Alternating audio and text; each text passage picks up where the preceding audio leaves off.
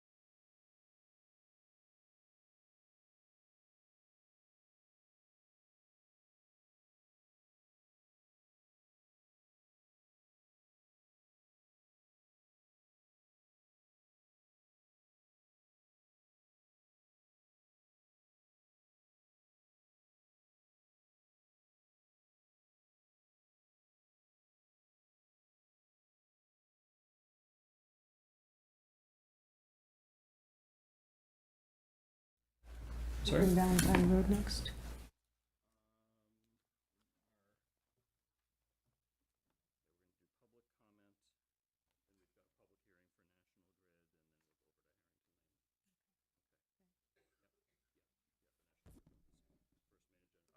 So, hold on, is Laura here? Laura, all right, I'm gonna bring Laura in as a panelist.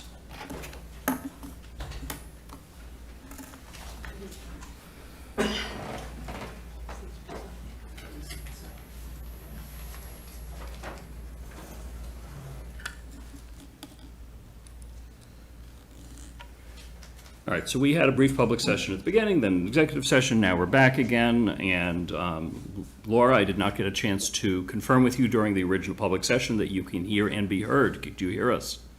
Yes, thank you. And we hear you. Okay, excellent. So that concludes the requirements for making sure we have a legal hybrid meeting.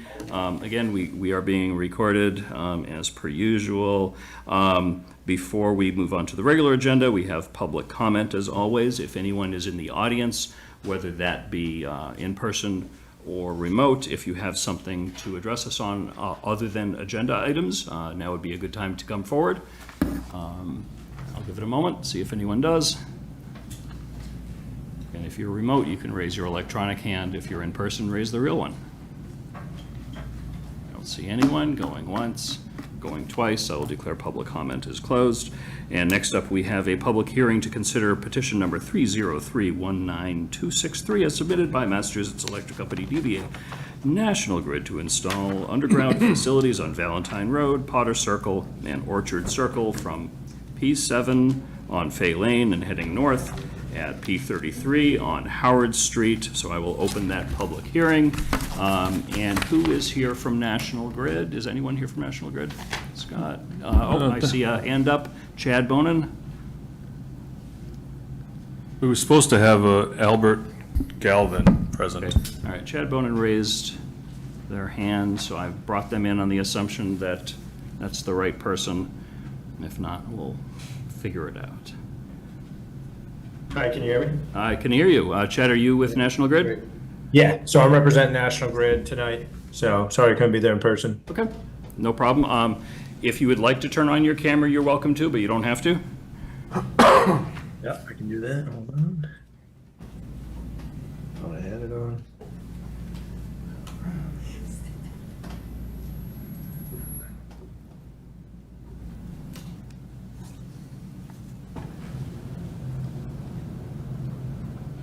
There we go. Okay, good to see you. All right. Okay. Hi, Chad.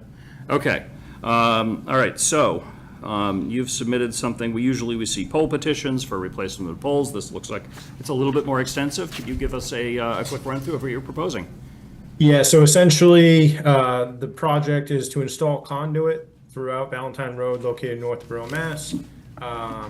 We've had reliability issues in that area with several outages recently, so we are proposing to install a new circuit in parallel for 4,300 feet.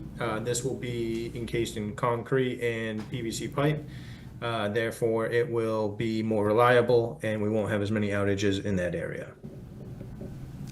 Okay, good. Scott, anything to add? Yes, Mr. Chairman. So we reviewed the application. Our town engineer prepared a memorandum and discussed it in detail with a different representative from National Grid. It was Chris Wellington. He gave us a little bit of detail on the project. Just to clarify what Chad indicated, the work does include Valentine Road, Potter Circle, Orchard Circle, and Fay Lane, a portion of Fay Lane.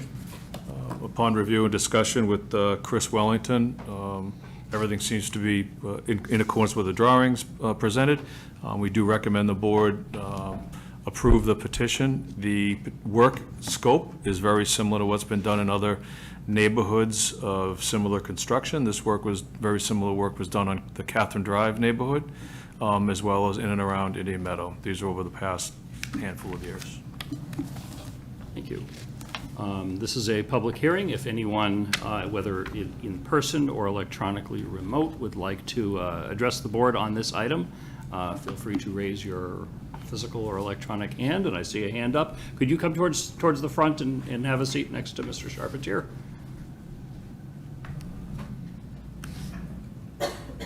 I'll ask you to state your name, your street address, and let us know what's on your mind about this. My name is Jay Spatulnik. I live at 17 Orchard Circle. The stuff that you folks sent us was nice. It's great that you had it a few months and you just sent it to us last week, but it would be great if we could get drawings and information that are things that lay people can read and understand what's going to be happening on our street, rather than the stuff that was great for people who are experienced in the field know. We could look at it and we've got absolutely no idea how it's going to affect us. Okay, and you said you got that about a week ago? About a week ago, yeah. Okay, And I looked at, the date of the filing was March, and we just got it a week ago. okay. And Scott, does that come from the town or does that come from the applicant? That's prepared by the applicant. Okay. What typically happens is before the documents are sent out to the residents, town professional staff discuss the scope of the project, the limits, and their methods of construction with the applicant before sending out the petition to the residents. In the event there were changes, I'd rather have the changes implemented before public notice is provided. And I spent 15 years working in the electric power industry, and I looked at those drawings, and I've got absolutely no idea how it's going to affect us. And it would be nice if we, who are the residents in the area, can get something either from National Grid or from the town that tells us more specifically how we're going to be affected, so that once it starts happening, we can plan for what we need to do. So I think in the application documents that the board saw, there was a statement to the effect that there would be, and Chad, tell me if I'm wrong, that there would be no power outages at all during the construction, but maybe as most of a 6-hour outage during the cutover. Is that accurate? That is accurate, yeah. So essentially, the work will take place. There'll be no disturbance throughout the time of construction to anybody's electrical.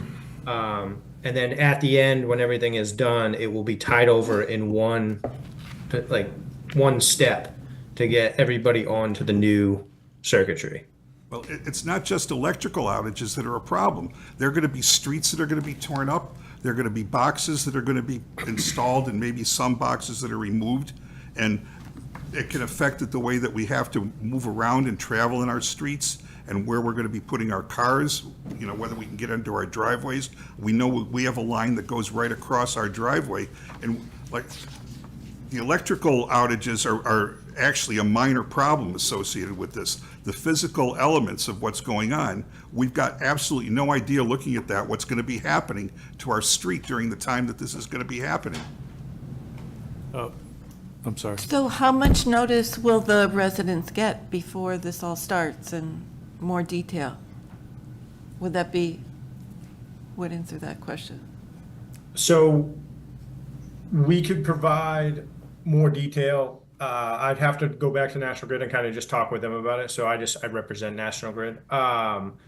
So we can definitely probably do that. That's not an issue. But we won't be able to start work until we have this approved. So we're not going to be able to get it on the schedule to start work until the town approves the job. Chad, could you go over a bit about the construction methods, the directional drilling, the limited impacts to the surface-mounted pull boxes that will be installed, the impacts on the existing cabinetry that may or may not be moved, please? Yep. Let me get to that page. Sure. If there's anything you want to share on a screen, that's perfectly fine with me. And Okay. I just want to say, we're not likely to be saying, no, we don't want it to happen, but we want information to know how that's going to affect us. I need to get out of my house at 7 o'clock in the morning to go to work. Am I going to be able to do it? I need to get back into my house. Am I going to be able to do it? Right. It's very reasonable. Yes, Right. it is.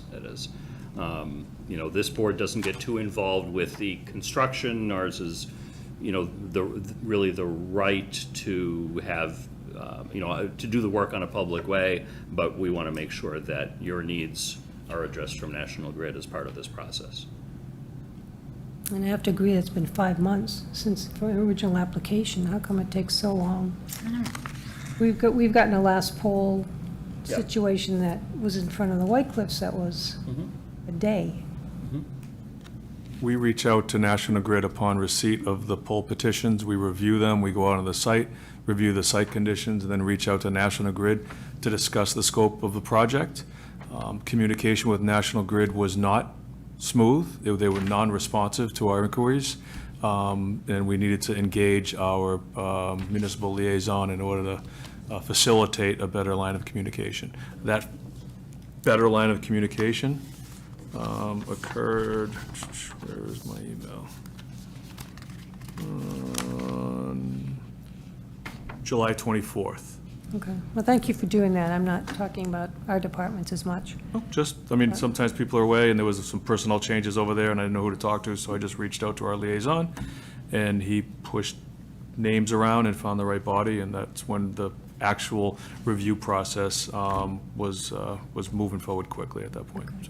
Yeah, and I think it would have been nice to have the presentation so that the residents could come, or at least see it on the video, to have some explanation as to, because, I mean, I looked at this whole packet going, oh my goodness.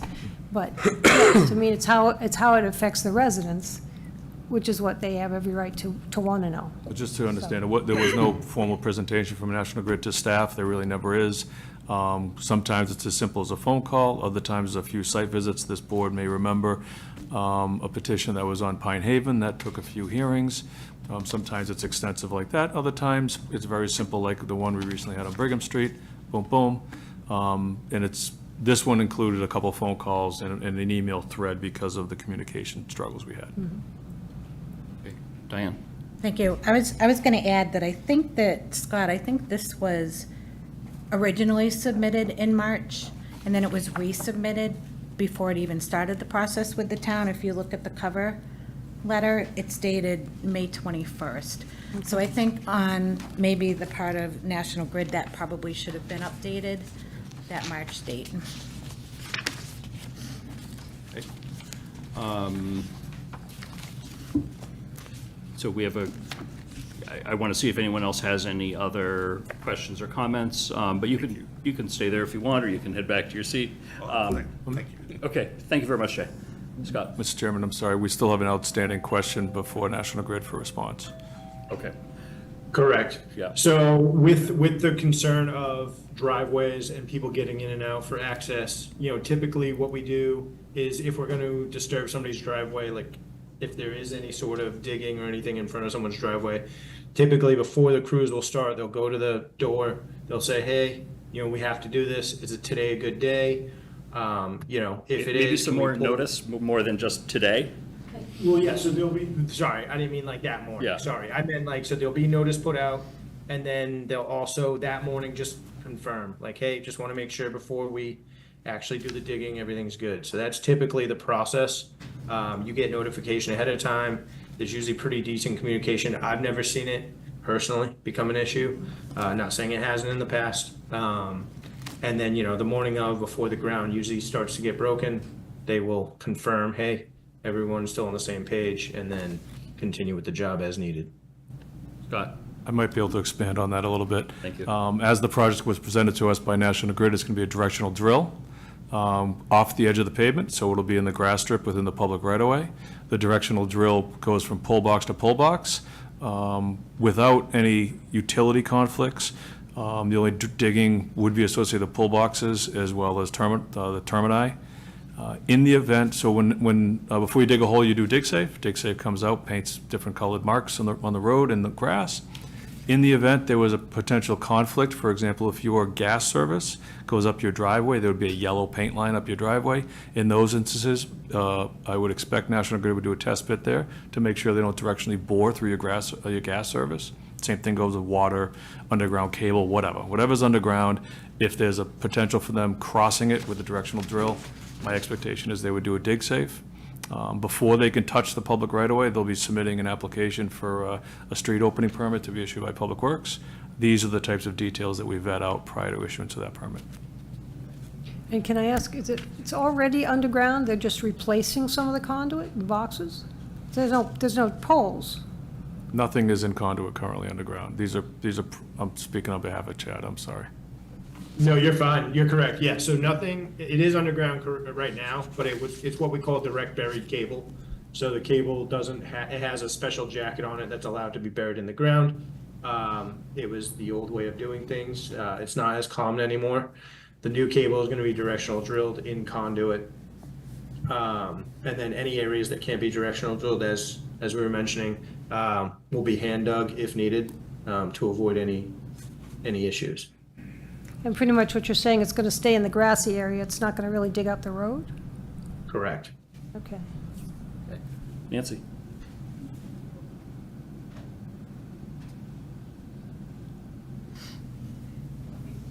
Yeah, either one. Doesn't matter to me. Sit next to me. Nancy Spitulnik, 17 Orchard Circle. I had one question, now I have two. You talk about doing it in the grassy right-of-way. We don't have sidewalks, so the grass is actually our yard. So are they going to be doing it in the road in front of the lawns? And then what are they going to do to correct what they've done and put the road back together? Chad, I can answer the first one. So the public right-of-way extends beyond the pavement edge, regardless of whether there's a sidewalk or not. There's not a standard dimension from the edge of pavement to the edge of right-of-way. If you think about it, you would lay out a public right-of-way 50 feet wide, and a roadway may meander within that 50-foot width, left and right, left and right, left and right, based on constructability and geometry. So the work will be within the grass that appears to be, well, it is lawn, but it's public property. But we would need to know that. For instance, I've got a garden in the front. Are you going to take my garden out because it's now considered right-of-way? I think it's always right-of-way, so in theory, the town or any public utilities, if they need to, can disturb that. My hope is they will look at that and say, there's a beautiful garden here, but I can do, if I can do this work 20 feet that way, I can avoid disturbing the garden. And Chad, I trust that that would be part of your normal business practice?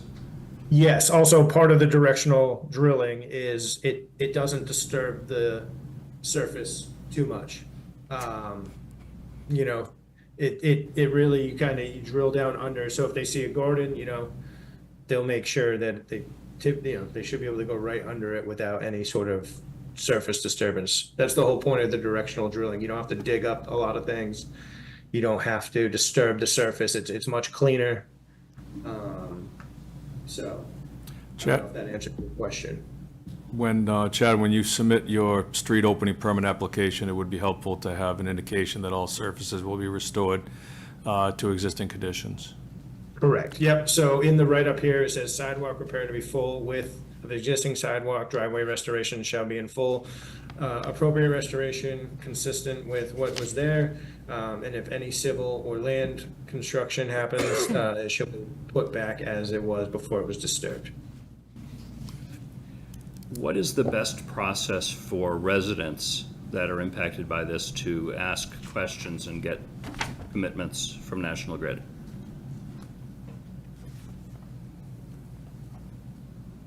So on the package that was sent, there should have been a contact number with any questions or concerns on it.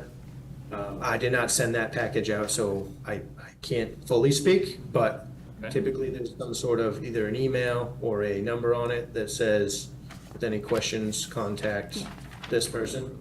Okay. I'm going to make a suggestion, given that there are, I think, some reasonable open questions about this. Maybe the board continue the public hearing to a future meeting, give the residents a little bit more time to digest this information, work with National Grid, maybe figure out any other written assurances that they want to get from National Grid, and then we take this up, hopefully at our next meeting or the meeting thereafter. How does the board feel about that? Sure. The residents would appreciate it. All right. Public hearing is still open. Nancy, did you have anything else? No, Okay. thank you. Is there anyone else in the audience that wishes to speak towards this item? Again, you could always speak. I'm just, I want to make sure I'm clear on what the board's expectations are. You're looking for a narrative from National Grid on means and methods and construction scope, or I think if they're willing to provide that, or if you can influence them to provide that, I think that would be helpful, and that's certainly helpful for residents. I don't know of the best way of coordinating this with the residents, given that they've just got a form letter and a phone number. You know, I am sure you can knock on each other's doors and be in some contact with each other. I hate to put your office through the burden of being the conduit for all of this. we can do a mailing. Yeah. We get National Grid's documentation of a scope, means and methods, which is how you do things. Scope is what you're doing. Means and methods is how. Yep. And as long as it's not 37 pages long, I'm happy to mail it out to the residents. Okay. Much appreciated that. I have a Julianne? question. So this directional drilling thing, am I understanding this correctly, that some properties will be more affected than others? Not unless there's an irregularity to, you know, what the dig safe turns up. Like was mentioned, you have to do a dig safe before you can do any sort of land disturbance. So if it's just a straight shot and there's nothing in your way, you'll just, you know, you just directionally drill. There'll be little to no disturbance. But if there's a gas line or something else in your way, then you might have to hand dig, or, you know, there might be more disturbance of the grass area because of like a gas line or something like that. It's, you know, that's all unforeseen. It should be relatively low disturbance, but you don't know until you get the dig safe and everything done what is actually in your path. There will be ground disturbance for installation of the pull boxes. So you can only pull conductor so long, for such a length, so otherwise you damage the conductor. So pull box distance or separation is set. So depending on what your conductors are, but there will be pull boxes that are, they're like those little rectangular things you see that are flush with the ground. So people can put their hands in there and pull wires through conduit. So I have a question. From the point of when we close the hearing, how soon do you then move on the neighborhood? When do you expect to do this in the neighborhood for them?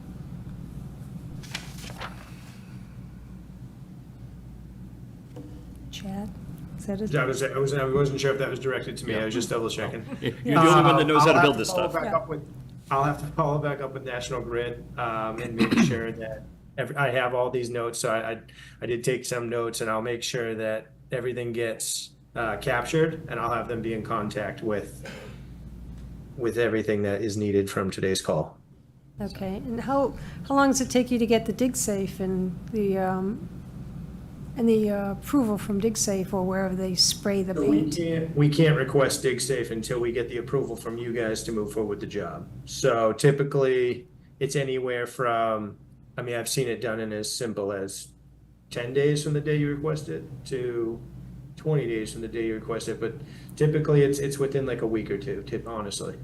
Dig safe requires the utility owner to mark out their known utilities within 3 days of the dig safe submission, and then the markouts are good for 30 days thereafter, and it's a contractor's responsibility to maintain those markouts throughout their construction.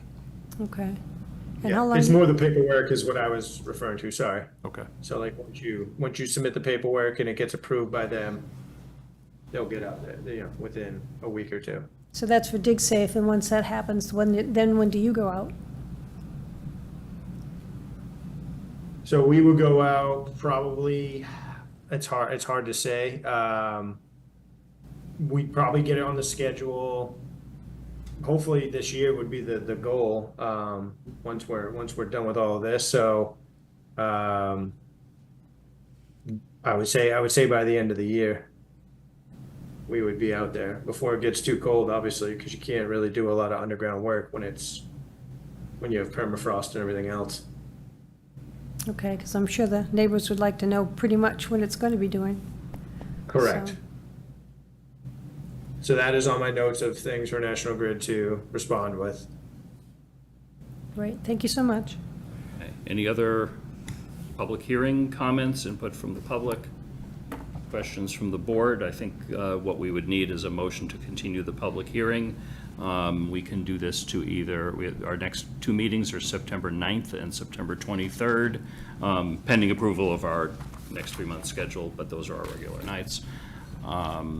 Do we have any preference that's 4 weeks away. Do you, from your experience, because you've been through this The 9th. similar project, do you think the 9th is good? 9th is plenty of time, yes. Okay. All right, do we want to continue it till the 9th? I move that we continue the public hearing until our next meeting on September 9th. 2024. Second. Okay, motion made by Julianne, seconded by Mike. Any other discussion? All those in favor, we need a roll call vote. Julianne? Aye. Aye. Aye. Laura? Aye. Okay, I also vote aye. Vote is unanimous in favor, so we will see you again, Chad, or someone very much like you. We'll see you on September 9th, and Scott will certainly see you before then for one thing See you or in a few another. minutes. Yes, very good. And residents that came in for this, thank you very much for joining us. Okay.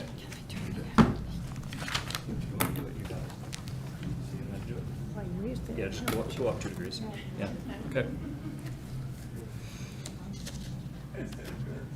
Okay, and next up, we have Lori Connors, Planning Director, and John Eichman from KP Law, Harrington Lane Street Acceptance and Order of Taking. Lori, of course, is here in person, and John, I'm going to bring you, Jonathan, I'm going to bring you in.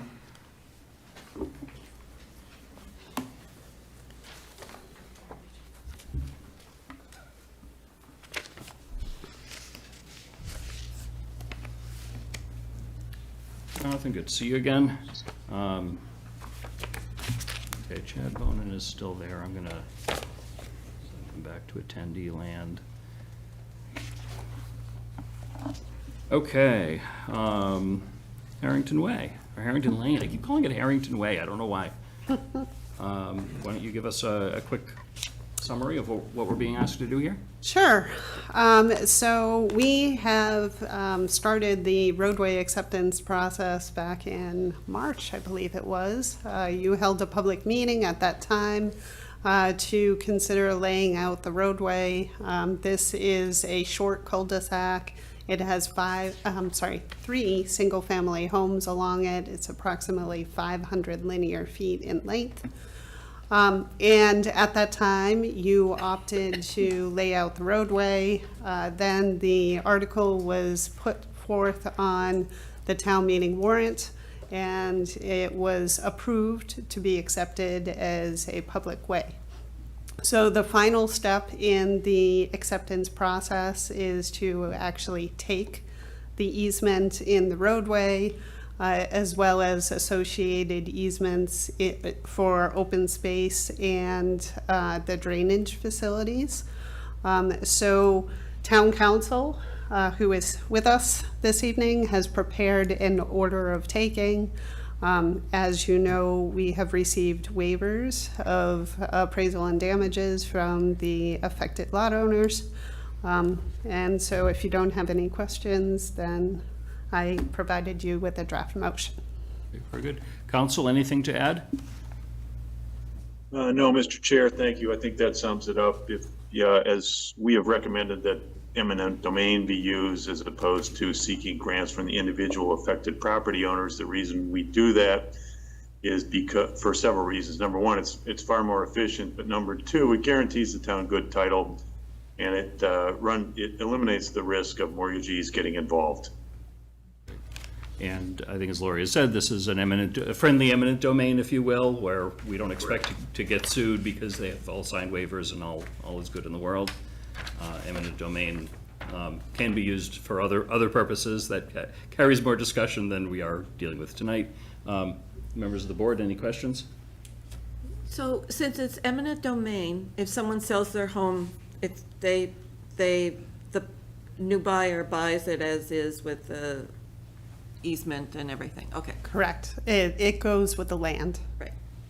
Good. Okay. Any questions? Okay. Lauren, any questions? Okay. I'll entertain a motion. I move the board vote to adopt an order of taking in the form presented by Town Council in regard to the taking of easements on Harrington Lane and abutting lots sufficient to complete the layout and acceptance of Harrington land as a public way and to award $0 in damages to all affected owners as listed in Schedule A of the order of taking. Second. Motion made by Lisa, seconded by Julianne. In the motion, which was written this way, it says Harrington Land as a public way. I assume that should be Harrington Lane as a public way? Correct. Okay, and your motion reflects that, I assume? My motion would reflect Lane, Okay, making the D and E. okay. That is perfectly fine. Just want to make sure the bookkeeping is all good on this. Any other questions? All those in favor? Lisa? Aye. Julianne? Aye. Laura?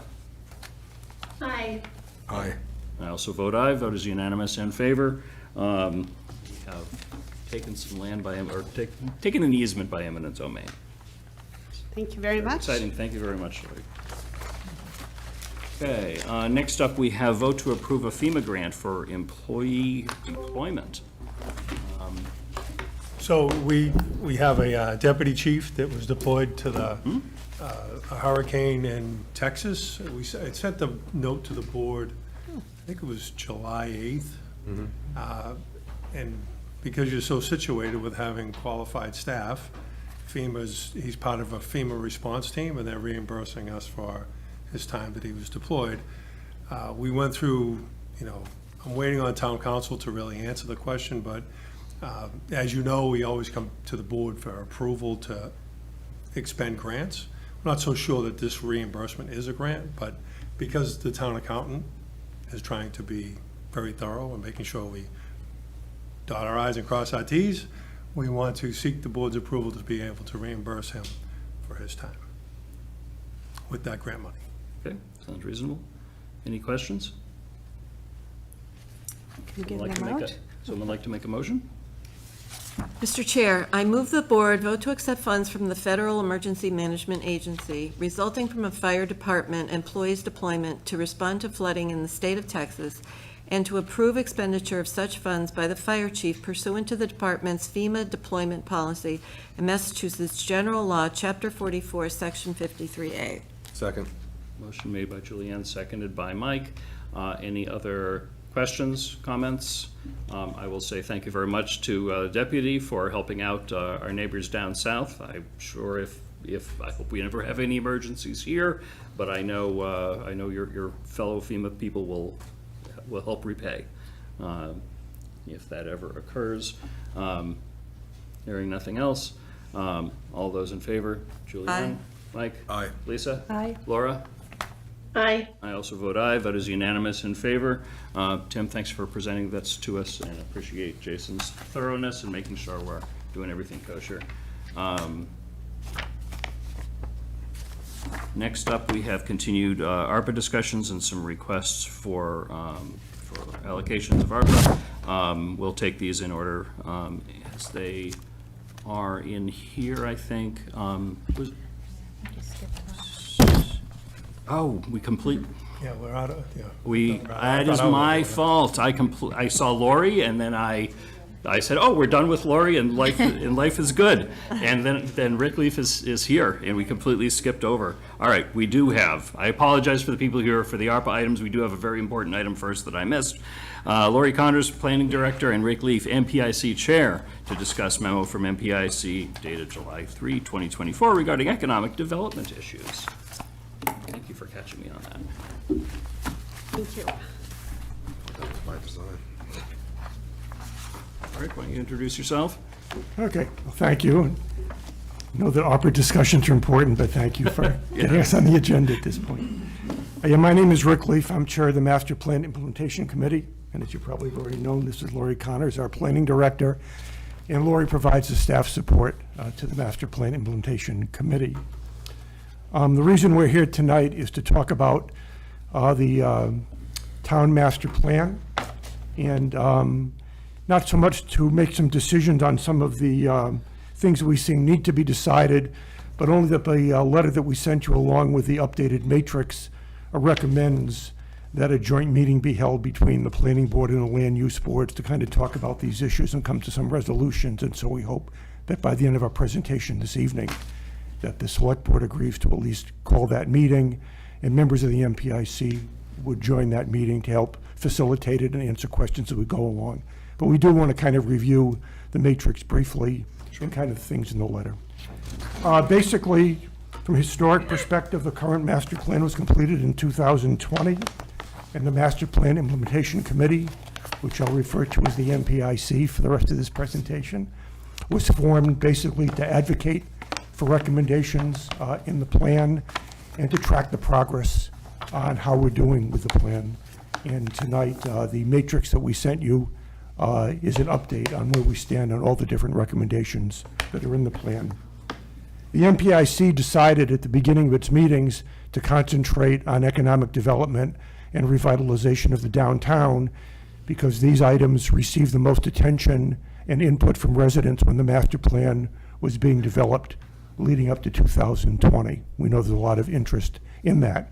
And that led to the creation of a downtown revitalization study. We hired a consulting firm to work with the committee, and late last year into the beginning of this year, that plan was completed, and Lori and I made a brief presentation about the plan to this board just after the beginning of the year. As far as the plan itself goes, as you could see from the matrix, we're doing pretty well on the master plan. A lot of the recommendations of the plan have either been completed or are underway. The creation of the dog park, which was a big interest of residents in the plan, is well underway. The acquisition of 432 Whitney Street, which lines up with things in the plan that recommended that we take a look at preserving and gaining open space that abuts or is close to other open space, and that was very much in line with that.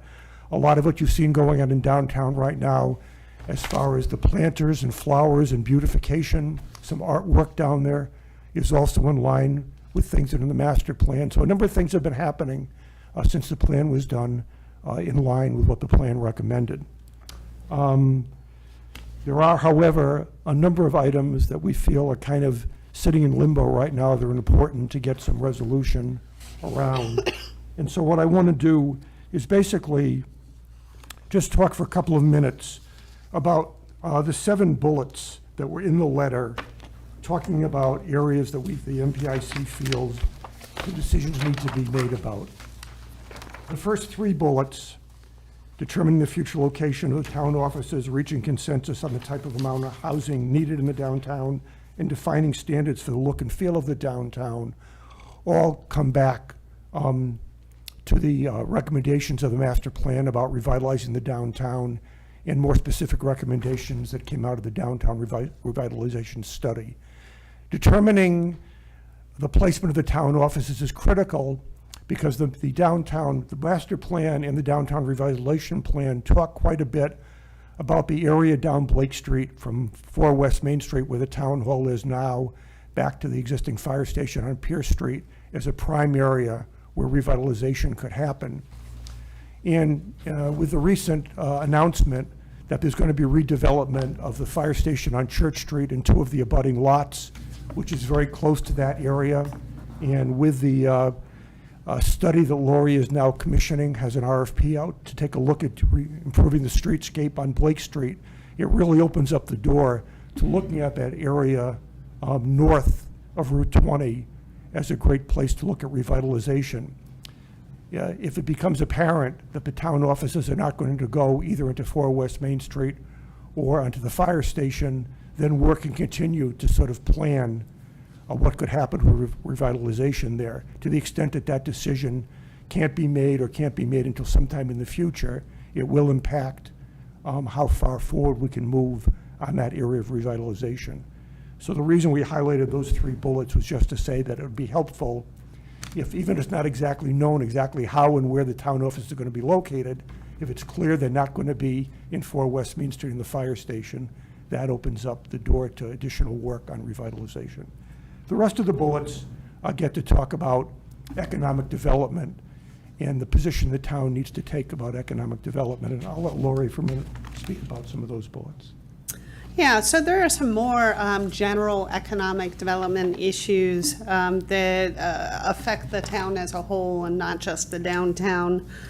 For example, one of the things that we've been talking about is whether we should be actively engaged in trying to recruit new businesses, whether we should be working towards developing land that is currently undeveloped or focus on infill or redevelopment of underutilized properties. whether we should possibly look into creating a business improvement district that's more of a downtown focus, but just kind of economic development in general. There's also been quite a bit of discussion about creating an economic development committee, and also creating an economic development coordinator position, which are great ideas and certainly could bring significant benefits to the town of Northborough. But before we move forward with that, there needs to be some sort of consensus on how much economic development the town is willing to support. Of course, there is already a tremendous amount of retail along various corridors in the town, and then we've already talked about distribution centers. So how much more economic development and what type of economic development? So these are things that we thought the Master Plan Implementation Committee would be useful having some sort of roundtable discussion with leadership. So certainly the Select Board as well as the Planning Board. I did broach this to the Planning Board already, and they were very much in favor of it and suggested bringing the Zoning Board of Appeals in on the conversation, because they are a significant partner when it comes to permitting various types of businesses in town. So we've just kind of wanted to feel you out and see if this is something that you think would be worthwhile. Rick, do you want to? Yeah, I think that, the Select Board is really responsible for determining kind of the long-term vision for the town, where we want to go. The land use boards have a lot to do with the regulations that then sort of implement that, so there's going to be definitely impacts on zoning depending on where we want to go with some of this stuff. And, there's been a lot of talk about if we do something in the downtown, what should the look and feel be? The plans that we got from the downtown revitalization study just kind of showed where buildings could be, didn't really show what they would look like. And so there would need to be some talk about what do we want the downtown to look like, and to what extent do specific design standards to be put in place to enforce that, as well as zoning. So it seems like it's a job for both the Select Board and the land use boards to kind of agree on where we're going and how we're going to implement this. And then once those decisions are made, I think our committee can then take that and continue to see how we can advocate for and go forward with making these things happen in the future. To the extent that the boards want to move very quickly and aggressively on this, that sends us one message. To the extent the boards want to be more conservative or moderate about it, that's a different message. What the message isn't the key thing. The fact is that there's a message we all agree upon that then we as a committee that's trying to manage this master plan can work towards, kind of thing. And once again, we felt the joint meeting of the boards was the way to start to move us in that direction. So that's kind of where we are, why we wrote the letter, and why we sent you the matrix. And I think, looking at the matrix, I was kind of impressed at how many items we either indicated as complete or ongoing or underway, kind of thing. So we have made good progress to date on the plan, but there's certainly more we can do.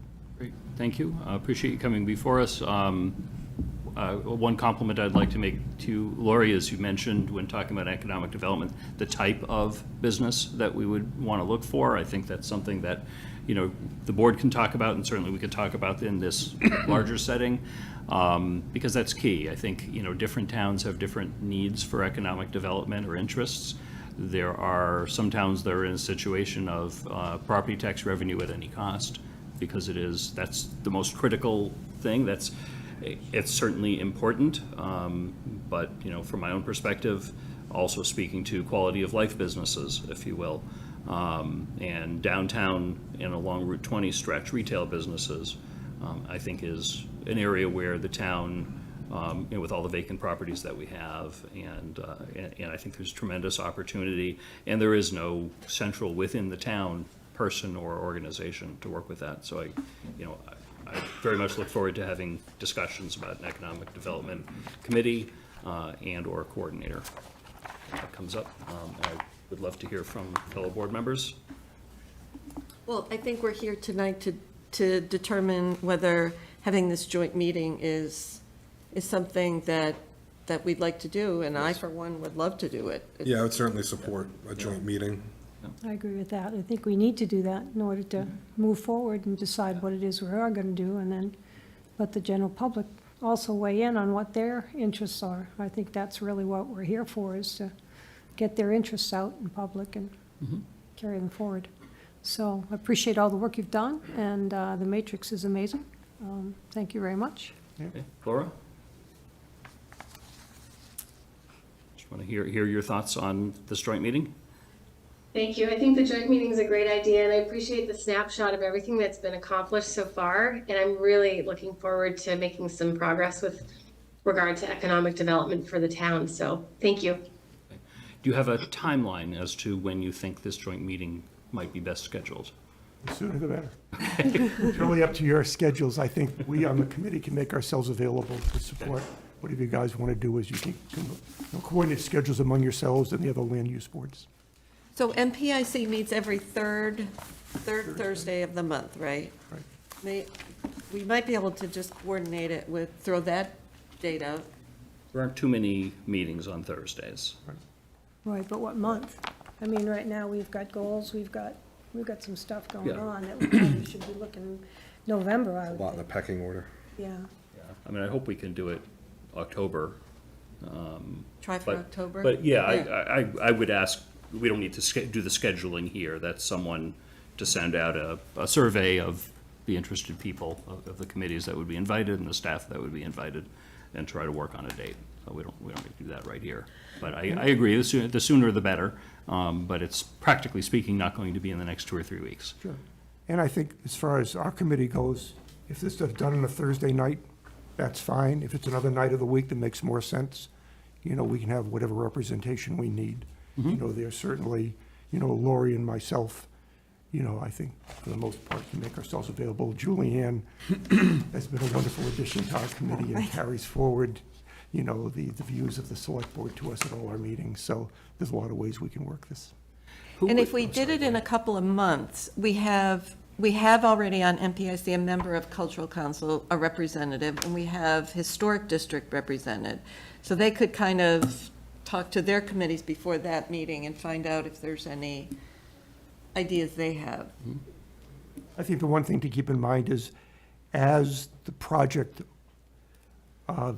that's been approved for the old fire station down there in the R&T furniture lot and house next to that, if that starts to move forward, it would be very important to try and understand what's happening there and how that would coordinate with what we might want to do down Blake Street and Pierce Street, if we're going to do something down Blake Street and Pierce Street, because there's a real opportunity for all of that to come together over time. The timing doesn't have to happen at once, but if there's a common understanding of where we're trying to go, I think that would help the development of that project just approved and anything we decide to do on Blake Street.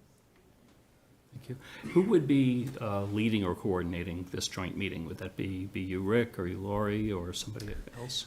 We've also been toying with the idea of maybe asking CMRPC to help facilitate the conversation and move things along and give structure to the meeting. So I can reach out to them and see if they have the interest in assisting us with this endeavor. Yeah, I think it might be helpful to have someone from the outside as sort of the objective leader to coordinate and allow all of us to provide the input. I think it's not a bad idea. Tim, any thoughts? No, I just think we seem to all coalesce around the idea of the financial summit, so an economic symposium with those land use boards in the same setup. Yeah. It did take us, it's good you talked about October, November, because it took us a long time to coordinate with all those boards and committees. And I might add also that we need to have a meeting to start this. It may take more than one meeting of the minds to finally come to some resolution. Yep. That's what we want to do, but we need to at least have the initial meeting to sort of lay the groundwork and see, what everybody's ideas are and how much can be resolved in one meeting, or whether things need to go back to us or Lori or someone else for some more information and then reconvene again to consider and make decisions. So once again, another reason for at least having the first meeting as soon as we can. So I think it sounds like we're all in favor of having this joint meeting. Mm-hmm. I think this is great. Thank you very much for providing us the update. Okay, Okay, very good. Thank you. thank you. Thank Thank you. you. Thanks a lot. And now for real this time, we are going into the continued ARPA discussions. We have 5 requests before us this evening. First up is the Historical Society is requesting a little over $20,000. Mike, you're representing Historical Society? Yes, thank you. Very good. So to refresh the board and the public is, a few meetings ago, we all came forward with proposals with a budget of $320,000 apiece based on the remaining funds of $1.6 million in total. This was one that was on that list. And the Historical Society, for the benefit of those who have been on the committee for a while or are new, had submitted one of the first proposals or requests for funds at the beginning of the ARPA process. And so we went back to them recently and asked them to give us an updated proposal based on some available funds. Yeah, Mike, introduce thanks. yourself and let us know. Yeah, Michael Duchesneau, current president of the Historical Society in Northborough. I just want to begin by saying thank you, Mr. Chairman, and the members of the board for considering us. I guess I'd like to just, I brought some, a few pictures to show, maybe highlight what we're talking about here, if that will help, because I don't think I included it in the original resubmittal back to you recently. So I thought I'd just be clearer on what we're asking for. So we have, our building is a fairly old building, over 100+ years old, and we have had experienced some damage to the ceilings over time for various reasons. And we would like to repair that ceiling and improve our lighting with high efficiency lighting. So at the same time, we smooth out all the kinks and whatnot in the ceiling. We would improve the lighting as well, the electrical work that needs to be done. So we have contacted a couple of contractors. One is a plasterer who would do the plastering work. The second one would be the electrical contractor that would install the lighting. And we are basically looking for $21,000 to cover those costs. I've included some pictures in the package you have of the current deterioration of the ceiling and some contractor estimates as well. So if there's any questions, I'd be happy to oblige. So it may also help to describe a little bit more about the events that are held in this room. Oh, sure. Well, yeah, the Historical Society is not just a meeting place for the Historical Society, although we definitely do that. But we have other community groups that also use that space. We call this space the meeting room for obvious reasons. And Alcoholics Anonymous meets there. I think it's weekly. We have the Sierra Club meets there as well, and a couple of other community organizations that use that space. So the ceiling is kind of seen its better days, let's put it that way. And so we're looking to improve that space. And also, as I mentioned, the lighting. And for the Historical Society meetings, those are just meetings, I know, because Yeah. just full disclosure, I'm a member of the Historical Society. I'm not on the board of directors. But I attend a lot of the events there. You have excellent speakers come Yes, thank speak you. about historical facets, Blizzard of '78, historical reenactments of some really interesting people. There are art programs that are held there from the Art Guild, I think. Thank you for mentioning that. 'cause Yeah, and that one- at Applefest, there's a really good art show that's always up. Yep. And I don't know if anyone's making some homemade root beer this year, but okay, excellent. Look forward to that. That's my department. Okay.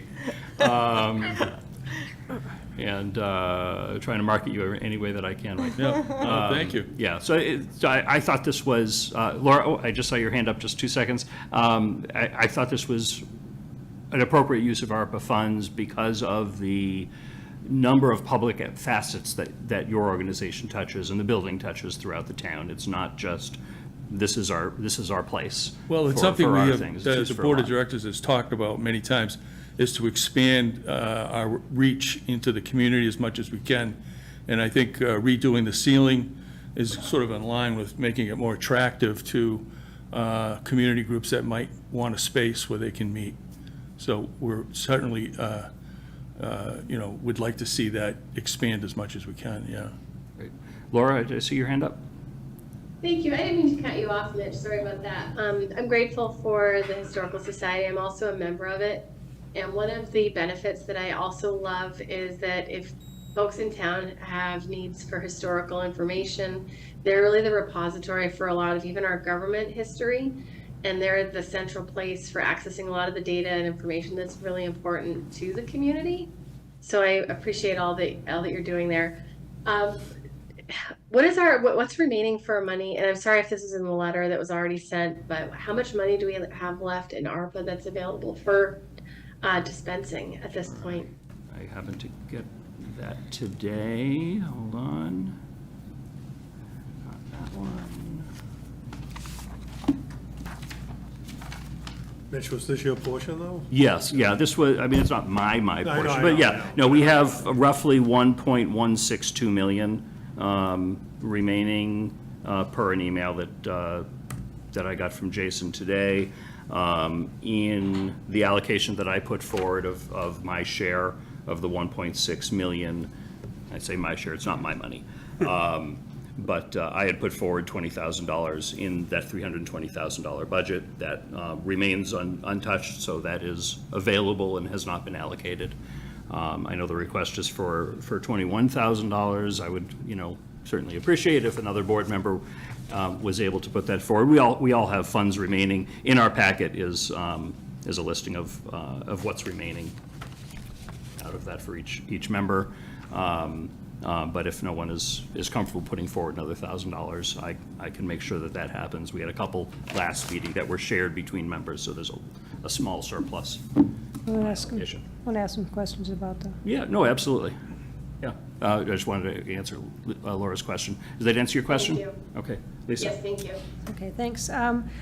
Just technically speaking, what are you doing? What are you actually going to do? Can you raise that roof, that ceiling at all, or is it just going to be added and lowered? Good question. The contractor, my understanding, and I haven't really spoken to him at great lengths, but will be to put some furring strips, small pieces of, wood. Right. And level that out.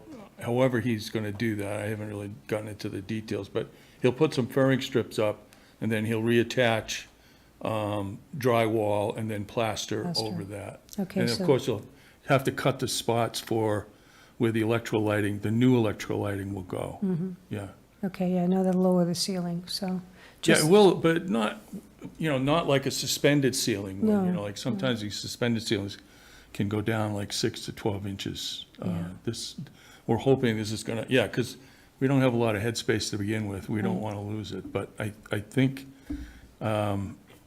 it'll just be the thickness of the plaster boards, 3/4 of an inch or so. Right. Okay. And I think it's I love having the Historical Society there. I've gone there to get some information on my house, and I think it's a great resource. Just questions a couple of people had talked to me about. When you go to CPC and ask for money, do you go every year to be able to maintain what you're doing, and you're planning to go this year, or? That's a great question. We haven't gone last year. We talked about going and requesting this year, have not really gotten what we want to request. Okay. My thoughts were the windows are wooden windows that need repair.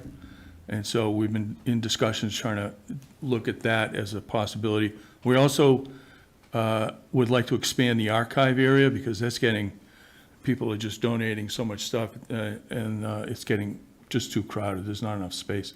So original plan was to finish that space between the meeting room and the current archive building. It's kind of a block, a concrete block building.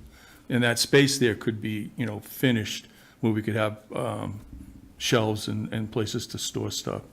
That's what a long-range plan would be. But, it's all a question of funding. Right, right. Well, I would think, because historical is supposed to be one of the four bodies that the CPC does have money for, that I would certainly recommend. Yeah, the putting CPC has something been forward. very helpful for us. They've supported us with the painting we did, the shutters that we have now. It brings us more to how it looked 100 years ago. So the windows would be the focus that I think would need some attention, because if you look at the windows, the putty is cracking and the wood is deteriorating and could use not to mention the sliding pockets in the side of the windows could just be updated. Right, Yeah. and I'd love to see your steeple back someday. That's a good ongoing topic. Yeah. Yeah, that would be amazing, but it's, I think it would help the streetscape. The building would look far more impressive as it used to, and it would be a nice addition to the town. well, If I ever come into any extra money, I'll donate. Okay. The other question, I'm, I don't want to sound like the wet blanket, but we had such a go-around with the church at the town meeting and the bell, and people feeling that this money is, it's a private organization or a nonprofit, and there's a lot of talk all the time about, wow, why are you doing that, when in fact that should be a, part of the capital improvement to the building. And I'm just putting it out there because we heard so much about it at town meeting. So I did hear what the subject matter was then, and I thought I'd talk about that now. well, I would just say, we don't get, other than the grants that folks like you give us, we don't have a line item budget in the town. Some historical societies in some towns do get, $10,000, $15,000, $20,000 line item to maintain the archives and whatever. Northborough does not do that. So the money that we raise through, the support that you folks and the CPC provides us to our typical, memberships and whatever else activities we can raise some funds. That's basically it. So we're always trying to put the money in the kitty so that we have enough to pay the oil bill. Right, right. Well, I wonder why we don't. Why don't we have an allowance for the Historical Society? Do you know? I don't know why you don't have one. They could make a request and we could add it. Because I think, for next town meeting, I think it would be well worth it, don't you think? To have an annual, Yeah. part of the annual, it would be another annual appropriation. Right, right. And I know there's a lot of appropriations Yeah. being asked for, but this is this benefits the entire town, and it's part of, our history. So, and who manages that? Is that the Historical District Commission, or is that? No, we're independent.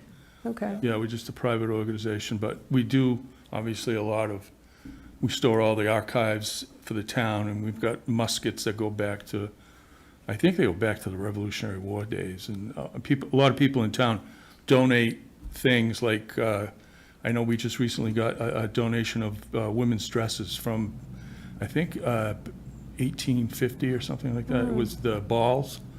They had a big estate over by the library.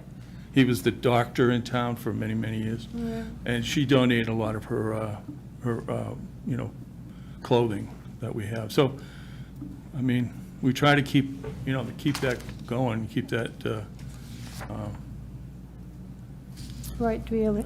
Well, so how would we start that? Would we be the ones to put it on, or would they come We forward and ask can, us? we can direct him to, make that part of the annual budget.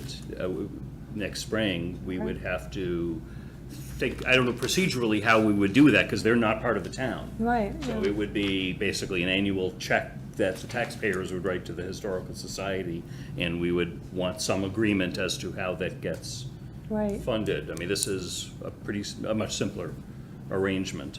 Right. I'm not opposed to having the discussion, but it goes outside the bounds of what we're talking about. Right, this evening and with we'd have to this. get public opinion too. Yeah, oh, yeah, yeah, yeah. I mean, where that is, one reason that is different is that's annual, that's recurring. All right, This is so, a one-time. so how does this then go to a private organization? So the process, for ARPA, so what town council had told Tim and Jason was that we can fund any organization with ARPA funds, and what you do is you work on what's called a grant agreement. And I've sent you a draft of, or sort of a template of that draft Yes, agreement. So I think I sent that back. Yeah, you sent that back. And so what happens is that is a contract between the town and the organization that's receiving the funds that is basically stipulates, we are giving you money for a purpose. You are actually going to do that purpose. If you end up not doing the purpose, you've got to send the money back. And if that money is sent back after the end of this December, boom, it goes, we have to then send it back to the federal government, so please do this, which is why I really appreciate the fact that you've gone out, you've got quotes, you're telling us exactly what you're looking to do. I'm confident It's that a you'll big, spend the money. a big help for us, I can tell you. We've been trying to get the ceiling repaired for many years. It's on our hit parade, and this just is like, manna from heaven for getting that done, so we greatly appreciate it. So procedurally, we provide the appropriation, and then Tim or his staff then works with the organization to finalize that grant agreement, and then Tim executes the grant agreement. I have And a that's- draft of Yeah. what Mitch had shared with Michael, but I Okay. have it for any other organization you want to do at the advice of town council to do a funding agreement for accounting purposes and, any, federal audit that may occur. And what that does is that then meets the requirement to have a contract in place by the end of this year. So the contract that we have is with the Historical Society in this case. That's then good, and then you have until the end of calendar 2026 to actually expend the funds. I anticipate you'd go through it a Definitely, little faster than that. we'll be done by then. Yes. So you think it might be done by the end of the year if you get all that?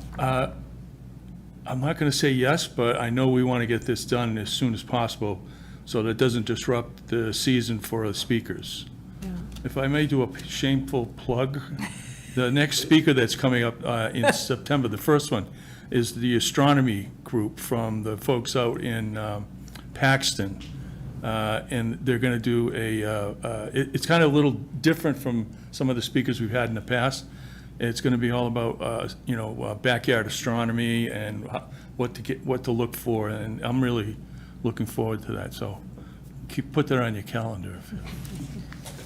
All right, well, thank you. I'm all done. Thank you. Julianne?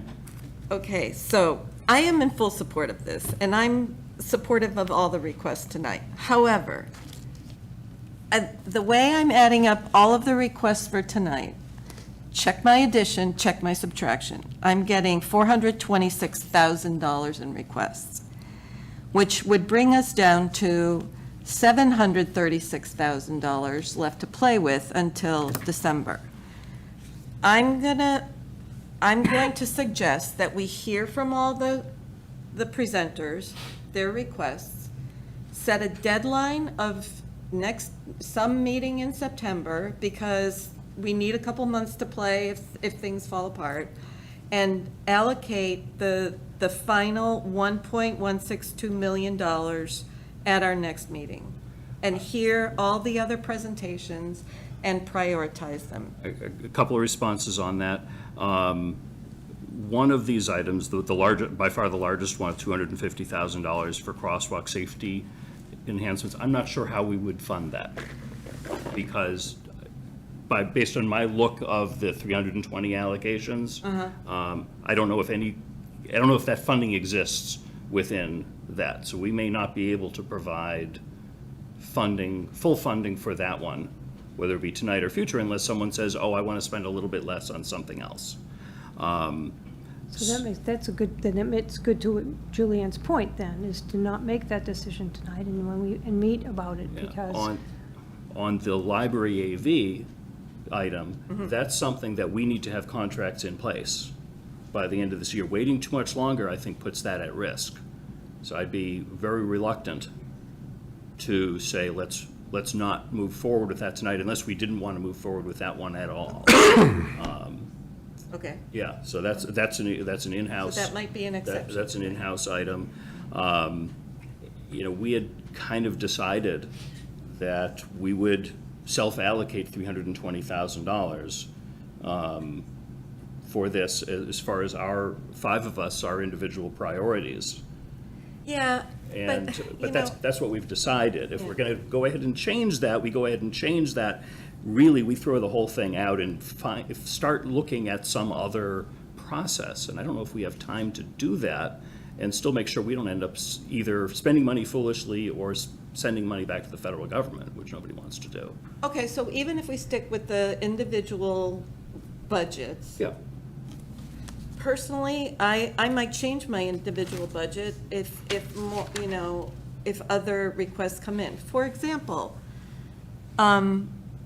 we have heard that town hall is not going to get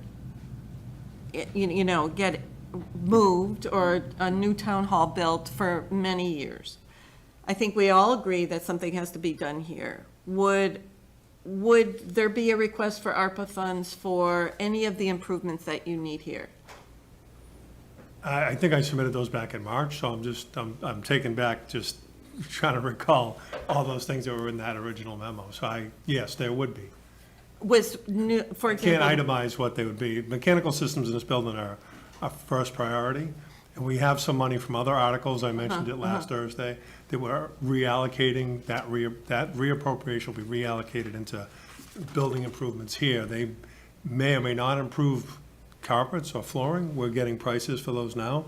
And depending on the need inside the building from a mechanical standpoint, we gotta just play it by ear. And some of the ARPA money, Definitive. no, I was gonna say, and some of the monies we allocated for town facility repairs, I think, also went into town hall, right? Like the basketball court or the gym court, right? Or the flooring in there. Well, was it an article or was it ARPA? Was it ARPA funds? It was ARPA funds that we allocated. It was for both, all right, so you had a combination of funding for. Right, Yeah. so. See, I'm concerned, because I haven't done anything on my group, and my 250 is for the lights and such. And you're saying we're not gonna have enough money for that. Well, you put in, if I'm reading correctly, $104,000 for the rectangular rapid flashing beacons. Those are the lights, correct? Yeah, And I see $185,000 for sidewalks with granite curbing on Maple and Allen Street. And we've funded towards the design of some of the sidewalks, $52,000 out of that. So you still have $132,000 from that item you could reallocate to anything else. all right. Heavy commercial vehicle exclusion, you would put in $30,000 for that. Right. We haven't committed any funds on that yet. I'm not sure. We don't think we have any requests for that yet, but we haven't funded anything out of that item. And the remaining $1,000 for treescape, which we have not considered. We also added from each of us towards LED street lighting, $11,200 from each of the five of us. Right. Yeah, so you have $256,310. So yeah, if you wanted to put in additional beyond the 104, again, we'll get to that item next, where that item isn't before us right now. Right, well, what But you can do that, and that's totally fine. Okay, but I mean, I agree with, I think what Julianne is saying, is I think that we've been picking away at this thing, pick, as opposed to looking at the big picture and saying, these are the things that we're all looking at and what we really like to have. So I didn't realize that, and by putting in you get allocated 320 to make a decisions that you would like to see, that we have tonight four in front of us?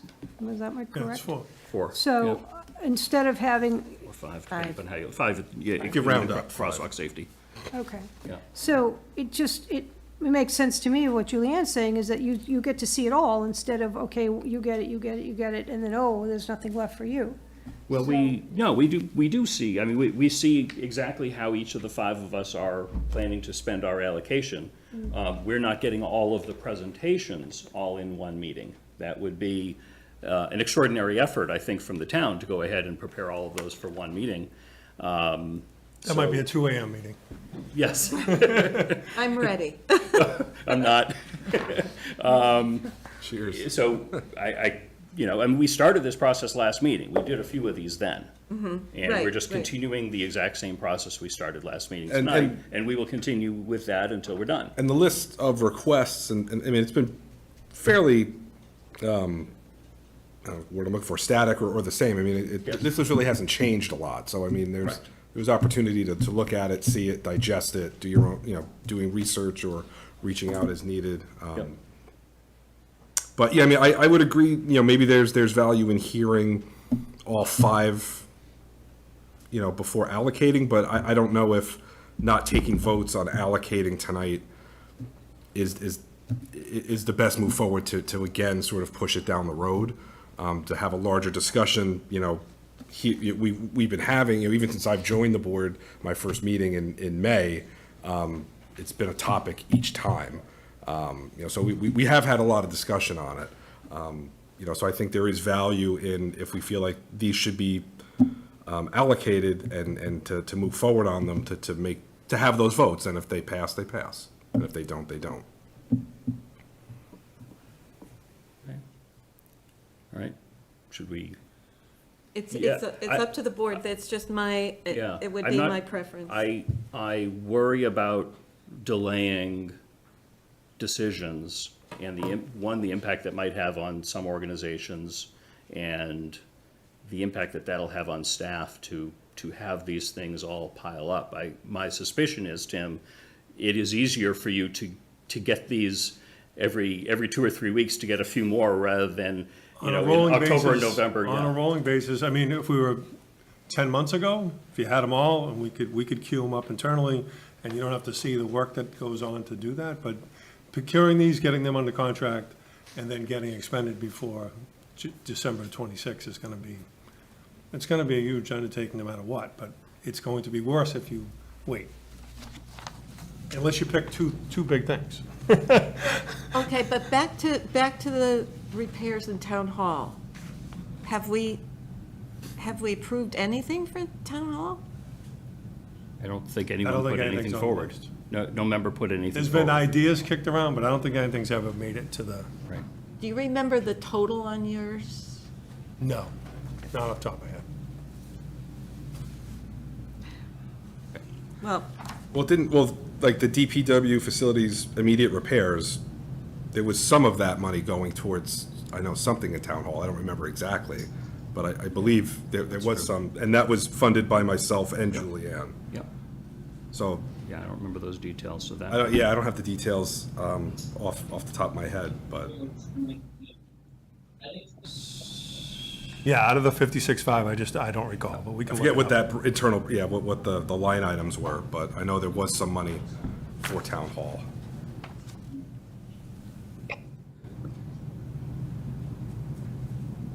Yeah, so we did appropriate 56,000 and change Right. for. Yeah, there was What what is- repair at 4 West Main, there was a few different Yeah, things. yeah, some urgent repairs. Scott, can you come up? Bob, we haven't forgotten you. Okay. We're working through obviously some procedural things That's before we fine. can make some decisions. Hello again. Yes, so $56,000-ish was allocated from ARPA toward immediate facility repairs and improvements. That was to supplement what the town meeting authorized, which was $250,000 for PD, the library, as well as the senior center. There are some associated projects that were not directly HVAC related, but for that 250, that this 56K could supplement. And there's also needs at 4 West Main Street, our one tenant there. Their HVAC systems are failing repeatedly, and it has not been that rough of a summer, but it's been Maintenance and repairs have been onerous there, to say the least. The gymnasium here, as we're aware, that floor needs to be repaired and refinished. There is an appropriation from, I don't know, many years ago, dedicated toward the gym, where a majority of it was spent, but there is some left remaining, and that was dedicated to the floor and associated piping. The piping was done, the floor was not. So that could be used in conjunction with the ARPA allocation. 4 West Main Street, HVAC needs to be addressed.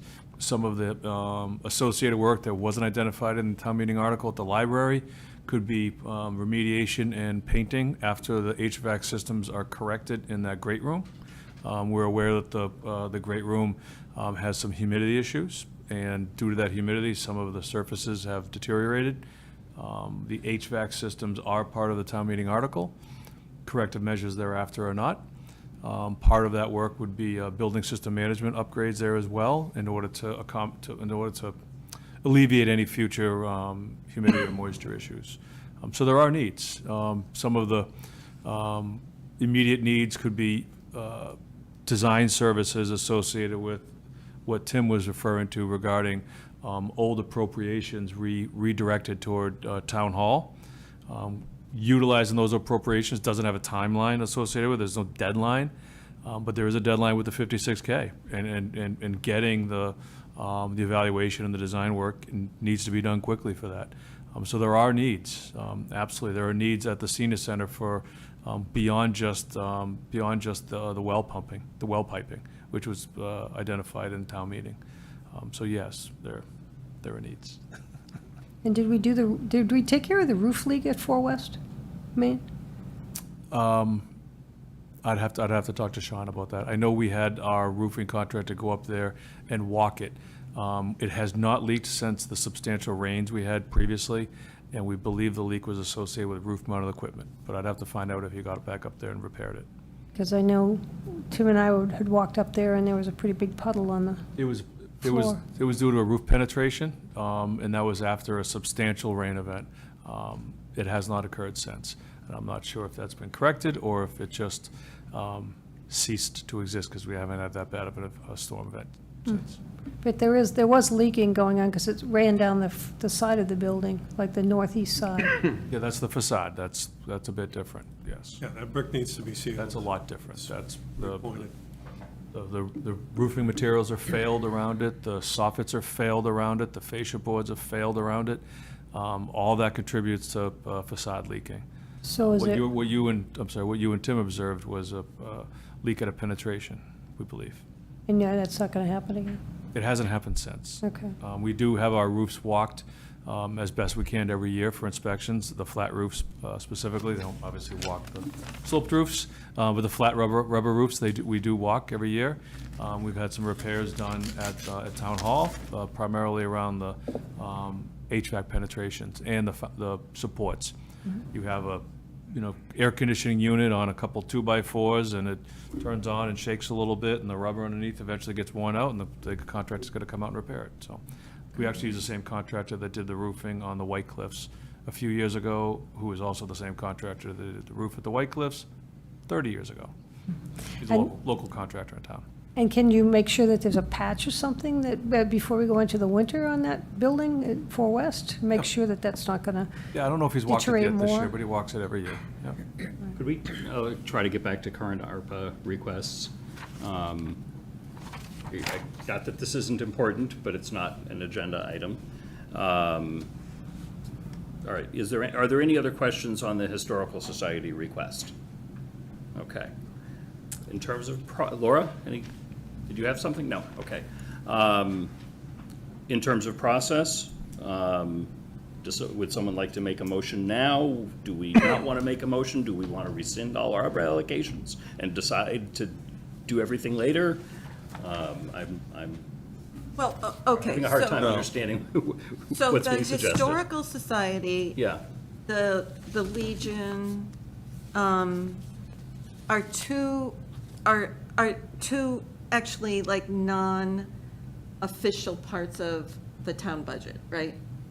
correct. I mean, they're separate nonprofit organizations that certainly provide a lot of value to the town. I don't but doubt they're not part of government. Right. I don't doubt that. Yeah. So though, in my head, maybe those two could be postponed. For what? I understand what you're saying about the cable at the library. If there's, some imminent deadline there, then we've got to vote on that tonight. But the other $326,000 or less,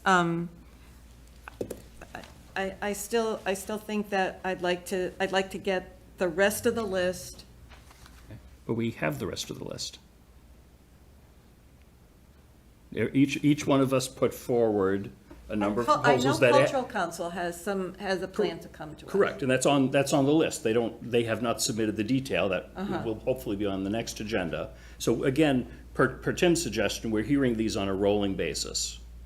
And I think, Tim, I don't want to misstate what you said, it's easier for you if we approve them on a rolling basis, because then you've got to do a lot of work. And if it's an outside organization, you've got to deal with the grant agreement. If it's an inside department, you've got to deal with getting the quotes and the purchasing and all those sorts of The things. procurement's a long lead time, Yeah. depending on what the project is. Yeah.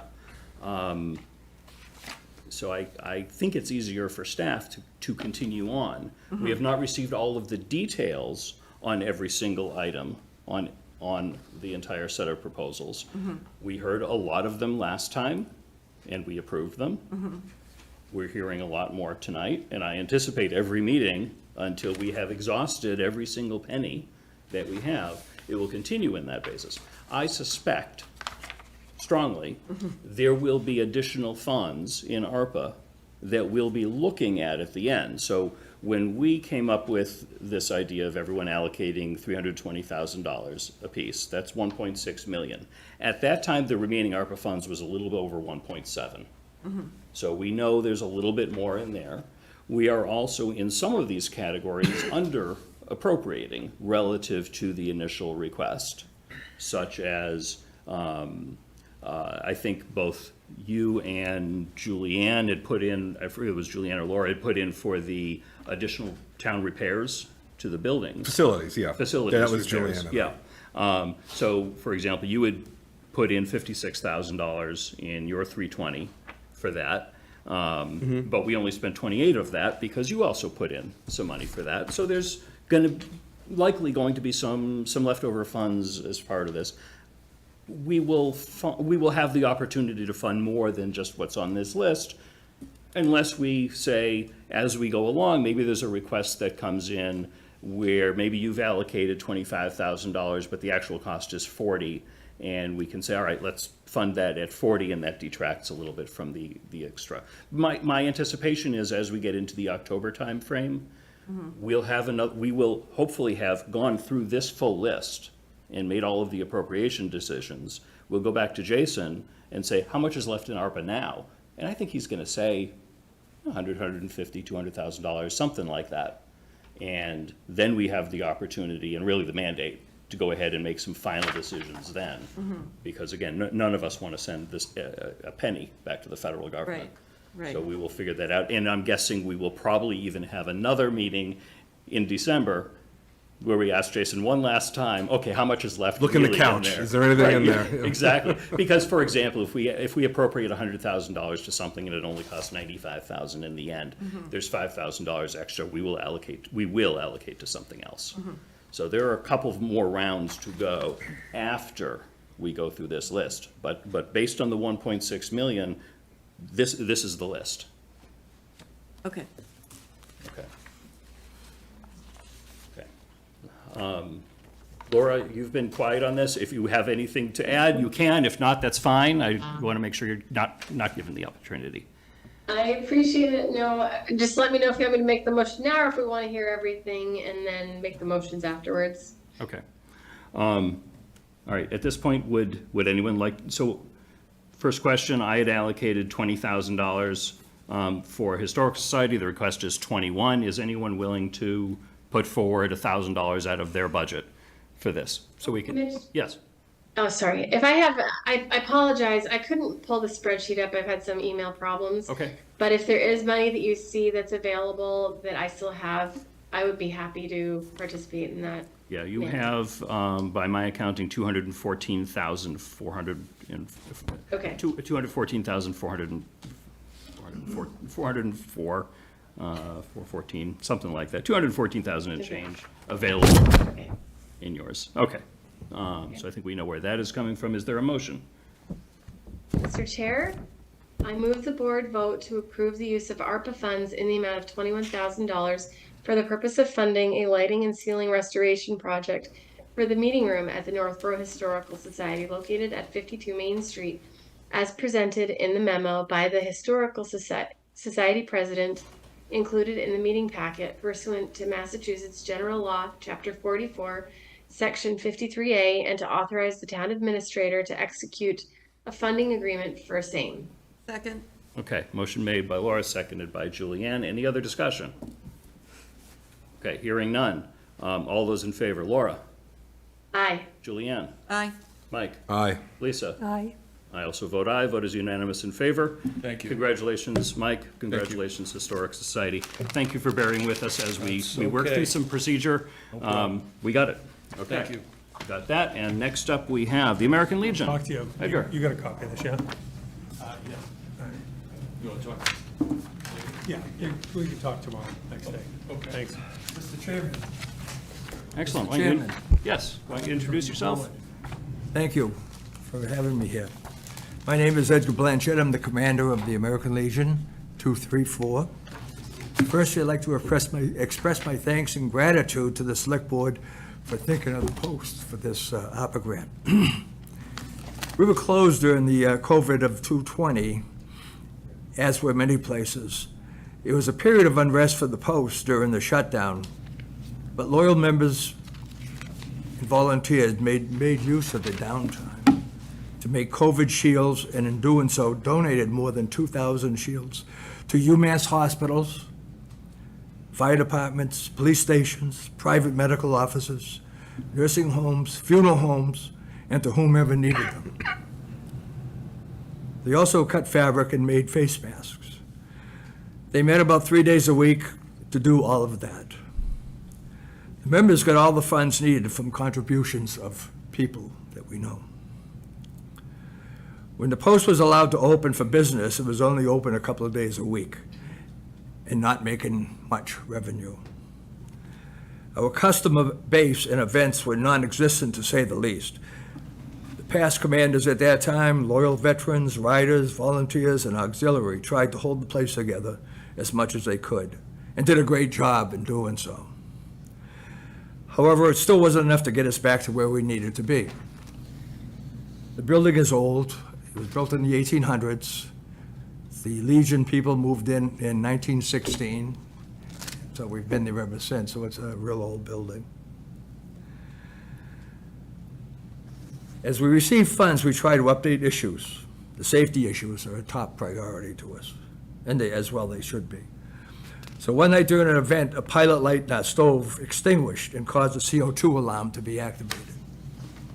The fire department came and discovered a few discrepancies in our kitchen. Even though we passed our annual inspections, our kitchen was shut down due to poor venting and having incomplete sprinkler system. The costs of the repairs were more than we could afford, and we have exhausted many avenues for raising funds, i.e. GoFundMe, individual donations, calendar donations, albeit, but still not enough. So the ARPA funds will put us in a position where we can start the repairs immediately and get back to what we do best, helping the community and veterans. Thank you. Questions for Edgar? I've also attended, I'm not a member of your organization, but I've attended a lot of events Yes, you there. have, yeah. Yeah. You host open microphone nights, music night- Karaoke and open karaoke. mic night, I will yes. not go to karaoke. You'll never see me doing that. Been to a But few I will kids' watch- birthday parties too there and stuff oh, like yeah. that. Yeah. Birthday parties have been there. Yeah. I have participated in 2 election events there. I moderated, an election panel, and then I participated as a candidate in an election panel a couple of years ago. Beauty contests? I have not participated in any beauty contests, nor would I. So similar to the karaoke, you will not see me doing that. Also, I think the Legion I look at as really a community function. You have a primary function to serve your members and to serve those who have served. But you serve the community as a whole, I think, very well, which is why I was very happy to put forth some funds suggestion. Mike Tejan also put forth a suggestion to include that. So any questions from the board? No, I mean, I first heard about it marching in the Memorial Day parade. Heard about the issues with the kitchen and things, and saw the GoFundMe, saw what you were trying to raise, so thought some ARPA allocation would be able to help with that, so. Excellent. Yeah. Great, thank you. Laura? Thank you. So first of all, I'm so grateful for what the Legion does for our veterans, and I appreciate all the work that you have done to remain relevant, to find ways to raise money. I know how important the Legion is to the veterans in our community, and I'm sorry that it's taken so long for you to get back up and running, because I know it's definitely impacted the veterans as well as all the other community groups that have been able to use your facilities for meetings, for fundraisers. I appreciate what a good steward to the community you've been. So I don't know if there's more money needed, but I realized there was a comment from Julianne about it being a separate organization from the town, but such a big segment of our community does rely on it, which is why, I really support and believe in how important this work is. I wish that there was more money available to help get you running before now, but thank you for just the synopsis on where you are, Commander, and I hope that we can get you up and running again so that the members can continue to do the great work that they do there. Thank you. Thanks, Laura. I mean, my hope is, I know you're overall looking for more money than at least is in our draft motion to provide tonight, 100,000 or more to get the building really back up into shape. I hope you can use this as a catapult towards any other grants that might be available, any other fundraising to do to complete the process. But I appreciate knowing that the $50,000 that we're proposing, on the assumption that it is granted tonight, can address the critical code and life safety issues that are in the building. Yes. That to me is priority. Okay. Appreciate it. Yeah. Thank you. I have any other questions from the board? We have a hand up from the audience. So I mean, I know right now it's allocated from our pots of ARPA funds. I didn't know if there was any other board members who would want to be included in that, or is it just going to be the chair and I? I mean, it would be a matter of someone willingly allocating from one purpose to another purpose. Right. Just out of that to increase. You have $227,000 unallocated, $25,000 for treescape, $50,000 as grant for committees, neither of which we've discussed yet, but we will. Immediate facility repairs, again, you shared that with Mike, so you had put in $56,000. We spent 28 of that, so you have another 28 in theory available out of that. For crosswalks, sidewalks and crosswalks, you put in 189. We have thus far spent 53 out of that, so you still have 135,000 left, but there's still more sidewalk discussion to take place. Once we get designs back, we may want to put some money towards construction or something else. And again, we all spent $11,200 for the LED streetlight supplemental funds last time, which was unbudgeted initially. So the result of that is you have 227,000 and change left right now. But I would support the crosswalk safety enhancements. Can I support that and give a chunk of money to the Legion? Sure. So so you have $135,000 left in sidewalk / crosswalk / signage. And our total request is $250,000 tonight, but I know you have some money for that item. I think other members do as well. Oh, So okay, so we'll probably make that. we might be, I think there's a good chance we might make that. If you wanted to look towards something else, the additional money that you have from the immediate facility repairs, again, you had budgeted 56, but only 28 was needed 28. because two of us budgeted. If you want to, I would say you have pretty easily $28,000 to reallocate towards, well, I would actually say 11,000 less than that because of the supplemental AD, so 16,000 and change. Okay, that's almost then a third from each of us. If I give Yeah. 16 and, yeah. So, okay, I can do that. So you're suggesting still a total of $50,000, just split differently, or do you want to add in 16 more beyond the 50 that were No, already the allocated? 50 split 3 ways, I guess. Okay, Unless Laura had, Laura? you need all your money for. So if we approve this tonight, will it be allocated tonight, or can we hear the rest of the proposals, and then if there's money remaining that we can give extra? We can, don't know that I'm I'm for sure that. you'd be fine to get some more money later. Okay. I think procedurally, you'd need to then amend the grant agreement. Yeah. Yeah. We have other things that we want to look at too. Okay, So you can start with the 50, and if we get more, we can just amend it.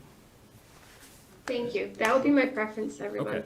okay. Are you okay with that? I think what she's suggesting is we leave it as the existing allocation for Mike and I, and then that's something that we can revisit a little bit later, once we see what Laura suggested, once we see how we are with other items, and then consider sending some additional funds. Okay.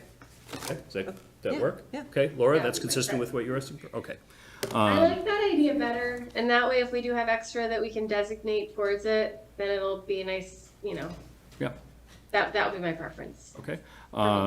Resident Jacob Jones has had his electronic hand up, so I will recognize Jacob. Bring you in. If you could identify yourself, Jacob, and let us know what's on your mind, please. Good evening, Jacob Jones, 106 Green Street. Thank you. This is just a comment from a member of the community here. I support the discussion that the board is having on your proposed action on this. But my comment is more in the nature of the root cause for why this is even being presented. My personal experience is that we have had an overly aggressive code enforcement regime within our town. And looking at what the original cause, which was carbon monoxide issues, sounds to me, and I'm no expert, but that probably could have been addressed and the safety issues addressed without probably tens or hundreds of thousands of additional costs that came along with, in my view, unreasonable code enforcement practices that required new sprinkler systems and new other things that weren't really the emergent safety issue that was being originally addressed. And so it's really disappointing to me as a member of this community that we have an unreasonable view when it comes to code enforcement in this town that causes good organizations like we have here and individual members of the community to incur unnecessary additional costs. And thank you for listening to my comment. Thank you, Jacob. I don't think we have anyone here that can address the meat of that question tonight. But Jacob, if you have particular questions, maybe reach out to the building department and they can probably provide you with a little bit more information as far as what was seen and what was noted at the Legion building. Okay, thank you. Any other questions or comments before we act on this one? Okay, hearing none. Mike, is there a motion? Yes, motion, Mr. Chair. I move the board vote to approve the use of ARPA funds in the amount of $50,000 for the purpose of funding a kitchen renovation project at the American Legion located at 402 West Main Street, as presented in the memo by the American Legion Board of Directors, included in the meeting packet, pursuant to Massachusetts General Law, Chapter 44, Section 53A, and to authorize the town administrator to execute a funding agreement for same. Second. Okay, motion made by Mike, seconded by Laura. Technical question, Tim. The motion says kitchen renovation project. This includes some The proposal included some fire suppression that was outside of the kitchen and maybe possibly some emergency doors. Do you think the motion should be altered to include? Should just say renovation? Code and safety, or? Life safety updates. Okay. So I need to reread it, or? Kitchen renovation and life safety? Life safety updates, yeah. Okay. Do I need to reread? I think, just say, yes, it includes that, I think is probably fine. Yes, it includes the life safety Okay, and okay. So other you're making a- renovations. a I'll friendly make sure amendment. that's in the agreement. That's Yeah, discussed. yeah, it'll be in the agreement. Laura, you're good with that? Okay, all right. Okay, motion made and seconded. Any other discussions? Okay, all those in favor. Mike? Aye. Laura? Aye. Julianne? Aye. Lisa? Aye. I also vote aye. Vote is unanimous in favor. Edgar, thank you very much for joining us tonight. Thank you very much. All right, and good luck with this Thanks for project. Okay, thank you. Good. Next up, we have the Senior Center requesting, originally it was in the agenda as $10,000. It's turning out it's $10,610. Please join us, Kendra and Fran. Why don't the two of you, for the folks of benefit at home who don't know who we are, if you could each identify yourself and your role? Sure. I'm Kendra Valdetta, the Senior Center Director. And I'm Fran Baxter, and I'm the Chair of the Council on Aging. Thank you very much for joining us tonight. And tell us briefly what you're requesting and Sure. what. So prior to COVID, there was a regular cleaning schedule that had been taking place. The floors were, cleaned every year. Since 2021, the floors have not been cleaned at all. So this includes our tile flooring, our carpeting, and the vinyl flooring. I have submitted pictures. I think that they're with the agendas. So it just shows the scuffing and wear. Mainly our vinyl flooring is where most of our exercise classes take place. So that comes from people moving chairs for chair yoga, sneaker scuffs and marks, as well as marks from people just walking on it. The carpet is stained in multiple places, and there's, if someone spilled something, it's still there. The previous director must have spilled something in my office because it's been there since I started. But the floors are definitely showing their wear, and we really want to keep what's probably the town's nicest or one of the nicest buildings in good condition. Thank you. Fran, anything to add? No, just here to support Kendra and this request. I mean, we are in need of this service as well as others, but we're going to look elsewhere for things like chair cleaning and actually, once we get the floors redone, we have to address the fact that our 300 chairs don't have the proper rubber footing so that they don't continue to make more scuffs and scrapes on what hopefully will be a very nice redone floor. But we will look elsewhere for that money as well. I'll add a little bit of context that the initial request on our big sheet was for $10,000 for the Friends of the Senior Center, based on requests that they had made early in the ARPA process. At a Council on Aging meeting, I presented that to them and said it didn't matter, at least to me, whether it be Friends of the Senior Center or whether it be the Senior Center directly that received the funds. It really depended upon the exact project that they were interested in doing. The carpet cleaning, flooring cleaning certainly made a lot of sense, and it makes a lot of sense for that to be done internally. And I don't think there are any members of the Friends of the Senior Center here. Dawn is the vice Okay. president. Yes, hi. I guess I don't there we go. I don't see you at the Council on Aging meetings, which is why I didn't make and I, of course, see you at a few other meetings, which is why I didn't make the connection. So my understanding is the Friends of the Senior Center are supportive of this, correct? Right. Yeah, I mean, the idea is if it goes to the Friends, they then have to allocate it directly for this purpose to meet the ARPA requirements, so it makes no sense for it to go through them. It can go right into the revolving account. Yeah, I just wanted to explain how, if you look on the big spreadsheet, it says Friends of the Senior Center, which is the actual senior center, is coming with this request tonight. And would you be able to get that tile fixed as well, or are you just going to have cleaning of it? So with the quote that we have, it would just be for cleaning. In the lobby, we have tile flooring, so it would be for scrubbing the grout. In room 4, which is one of the exercise rooms, as well as the bistro, we have the vinyl flooring, so it would be cleaning and resurfacing of that floor, and the rest of the building is carpeted, so it would be the carpeting floor as well. So it's just cleaning, it's not a replacement or new flooring. Okay, but you had a picture of some damage. Yes, that's gonna be so able to be I think fixed? that is from the installation of the stage, very much so in the beginning of the senior center being built. That does not, that is not part of the quote that we received. They just do cleaning, the company that we have the quote from. All right, and is it missing? Like, it looks like it's two different surfaces, or is it just the look? There's just, I know which picture you're talking about. There's just a chip out of the vinyl. It's not a tile, it's just a piece of plastic, but there's essentially a corner missing. I don't really know at what point it went missing, but. All right, because I don't want anybody tripping on that stuff. No, luckily, it's out of the way. It's not somewhere someone would walk. It's sort of almost underneath the stage, so. Okay. And have you looked into replenishing that floor at some point? I mean, do you have what we do in capital improvements that give you certain things in your building that you're going to ask to have replaced because you normally do it in a home? So we have a plan. It's not necessarily the senior center's plan. The maintenance department has a plan. We have no capital or budget for improvements or replacements, anything like that. That goes through the maintenance department. So you do have something that is set up that you can put a request in for, is that right? Yeah, to the capital plan. Yeah. Because, I mean, if you manage things a little bit earlier than we are in our usual way, it could certainly make the building last a lot longer. Yeah, right. So again, anything like that, if with the flooring, if that crack were new and I noticed it needed to be replaced, that request would go to Sean. It wouldn't be on me or the senior center to figure out, how to pay for it or who to call or what to do. Okay, great. Thank you. Laura?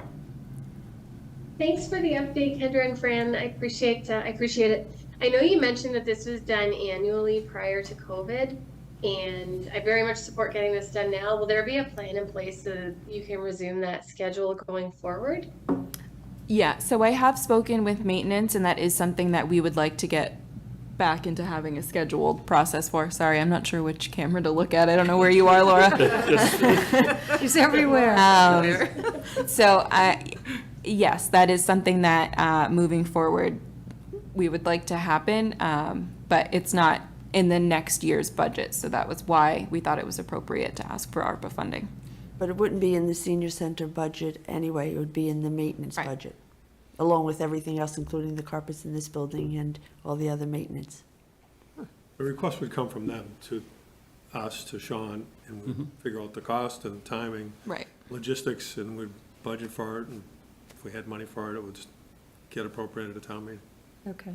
And then we're talking cleaning, we're not talking replacement, right? Yeah, there's nothing in the quote or what we're asking for replacement. It's just cleaning of what's already there. One question. The quote you provided was for 3 quotes of commercial finish on the floor and the carpet cleaning and cleaning the tile and the grout without the sealer. With the sealer is another $900 more than that. What are your thoughts on the sealing? I was trying to keep it to the $10,000 as close as I could. That was originally mentioned. I think obviously the sealing would help. It would make whatever they do last longer. But to keep it as close to the $10,000 as possible, I did not include that. Ideally, it would be great to have. Okay. Yeah, I mean, conceptually, you're sealing that, it's going to last longer, and we're not going to need to clean the grout. Right. Hopefully for many more years with the result. So this will be one of those opportunities that if board members wanted to put in a little bit more money out of their appropriation, that would be good. And I'm seeing a suggestion from Scott that that's a good idea, and I'm seeing a hand up from Laura. Are you volunteering? Okay. So the budget that was put in here was $10,000. The request is $10,610 plus another $900, so it's $11,510 if I'm doing the math right. Yep. So we'd be looking for another $1,510 in total.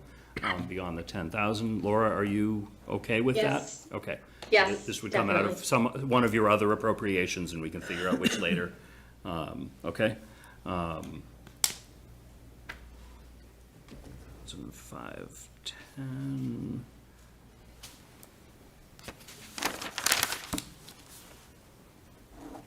Okay, any other questions or comments? If not, I will entertain a motion to appropriate $11,510. I move the board to appropriate the use of ARPA funds in the amount of $11,510 for the purpose of cleaning and sealing the floors at the senior center as presented in the memo by the senior center director, included in the meeting packet pursuant to Mass General Law, Chapter 44, Section 53A, and to authorize the expenditure of such funds by the senior center director. Second. Okay, motion made by Lisa. I'll give the second to Julianne. Any other comments or questions? All those in favor? Lisa? Aye. Julianne? Aye. Laura? Aye. Mike? Aye. I also vote aye. Vote is unanimous in favor. Thank you very much for the two of you for doing the Thank work you. preparing for this. Next up, we have crosswalk safety enhancements, a request of $250,000. Scott? Pick your chair. I like this mic better. Okay.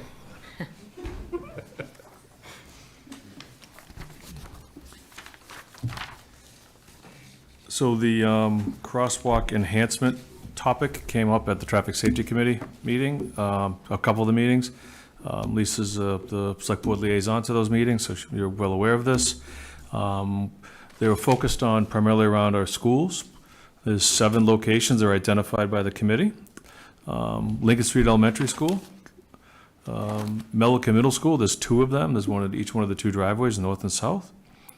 There's a Pleasant Street at Lincoln Street crosswalk that's up at, kind of gets the kids across Lincoln Street and across Pleasant Street so they can walk down to a church. There's a mid-block crosswalk on Northgate Road at Chesterfield that gives the children of Northgate access to Proctor School. I believe we talked about that previously regarding a lack of a crossing guard there, as well as the one at Lincoln Street Elementary. And then another one that came up was Lincoln Street at West Main Street. It's a bit off the direct intersection. There's a very wide intersection with the crosswalk is off where you would expect that intersection to be. And it's a very, very long crosswalk with no refuse in the middle. So it's a challenging location with vehicles coming specifically on westbound Route 20, turning onto Lincoln Street. They almost don't have to touch their brakes before they know it, they're on a crosswalk. So the discussion ensued at the Traffic Safety Committee. They requested that I provide a quote for the work. We developed a memorandum. I believe this was provided to the select board at prior meetings.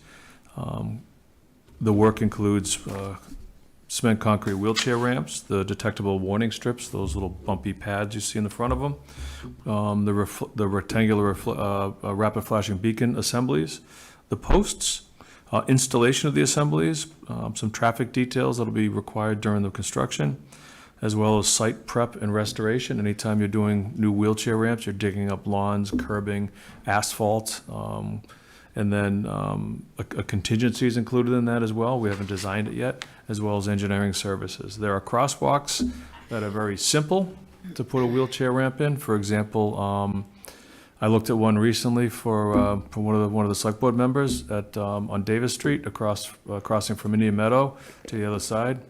Both sides are dead flat. There's a grass strip. One side is very simple for a wheelchair ramp. It's just essentially a large flat concrete pad.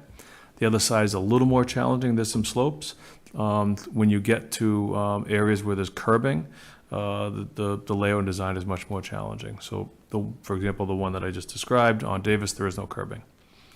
So the total of this cost was $250,000. That was presented to the Traffic Safety Committee, and they suggested seeking ARPA funds, I believe, through their liaison to the board. Thank you. I had just a couple of questions on it. When we had Milliken Middle School in the north driveway, is that the one closer to Pleasant Street? So Correct. that's at like that L, Yes. so to speak? Yep. Yep, so you cross there, you cross from the school, you go across Lincoln Street, you take a left, you go across Pleasant Street, you go down Church Street, and then there's another crosswalk there to get you over to across Howard Street. Okay. And then what's in the south driveway is that just, there's not like a curb cut there coming from the school going to the other sidewalk, correct? There's a marked crosswalk there. I'm not sure if there's a curb cut there. That one is used a lot by the Recreation Department. They'll have programs at Lincoln Street Elementary School, and the children will walk up Lincoln Street and then cross on that crosswalk to get over to the fields at Melican. Okay. Because I was thinking that with Zay School was also another one that we had hoped to get because of the schools, but it doesn't look like it's here. You know, around the Z School, there is the crosswalk that goes across Church Street. It's from Pleasant across. That has been identified by the current chief as well as the former chief as a problematic crosswalk. I've stood at that crosswalk for several minutes just watching cars buzz by indiscriminately, and I'm sure the children do the same. I'm thankful for their. But that's the one on Church and Correct. Pleasant, yeah. Correct, That's a yep. definite. Okay, and the other question I have is on the installation, we got 3,000 apiece up to 42,000. Is there some way that 3,000 apiece could not be melded into a lump sum and a better price for that? Bidding out something as a lump sum versus unit price would not change the cost to the contractor to perform the work. So so they're gonna charge 3,000 each time they put the post in? I didn't say that that's how much the price is, that's what the estimate is, and that's not how much to put a post in, that's how much to install the post, how much to do the wiring, to put the assembly together, and I don't want to say calibrate it, but make sure the solar panels are in the right orientation, so. Post is a very quick thing to drive in. You just, you put it in the base, and then you bolt on a post. All the wires and the assemblies where the time is taken. All right. And if the cost ran under, we would be able to use that for something else. Yeah, my expectation, I mean, when you look at the estimate, there's a 20% contingency, $40,000. That's a substantial number. This memorandum was developed in March. You know, if we got the approval today, in the middle of August, my hope and expectation is that in 8 weeks, we can have the design completed and ready for pricing. We do have our paving contractor under contract, and with their willingness to do the work, we could circumvent a long time frame when it comes to bidding. And also, I could come back to this board with a hard number much more quickly, so that, you know, you don't have to wait till the December 24th meeting to figure out how the final pennies are going to be allocated. And I don't know if Or 31st. Yes, the 31st, yes. You'll be alone. You'll be alone for that one.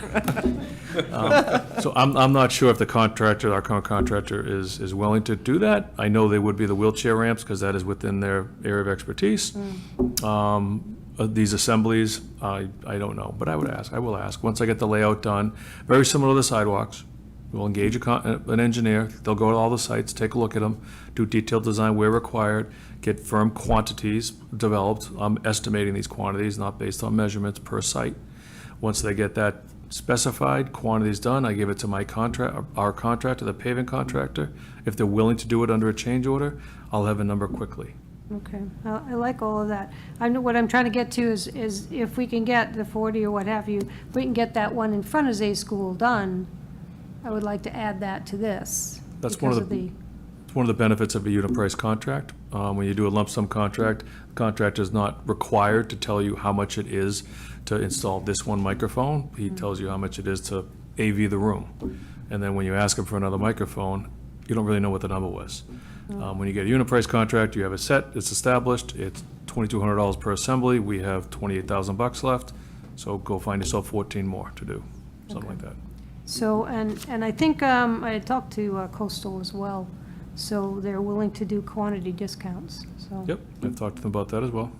So that could be helping us to get more, because these is just some of the ones we've talked about at this traffic safety. We want to try to get a couple, we'd have to talk to the state, but we want to get a couple down in Route 20, down by European Auto Repair that goes across to Ace.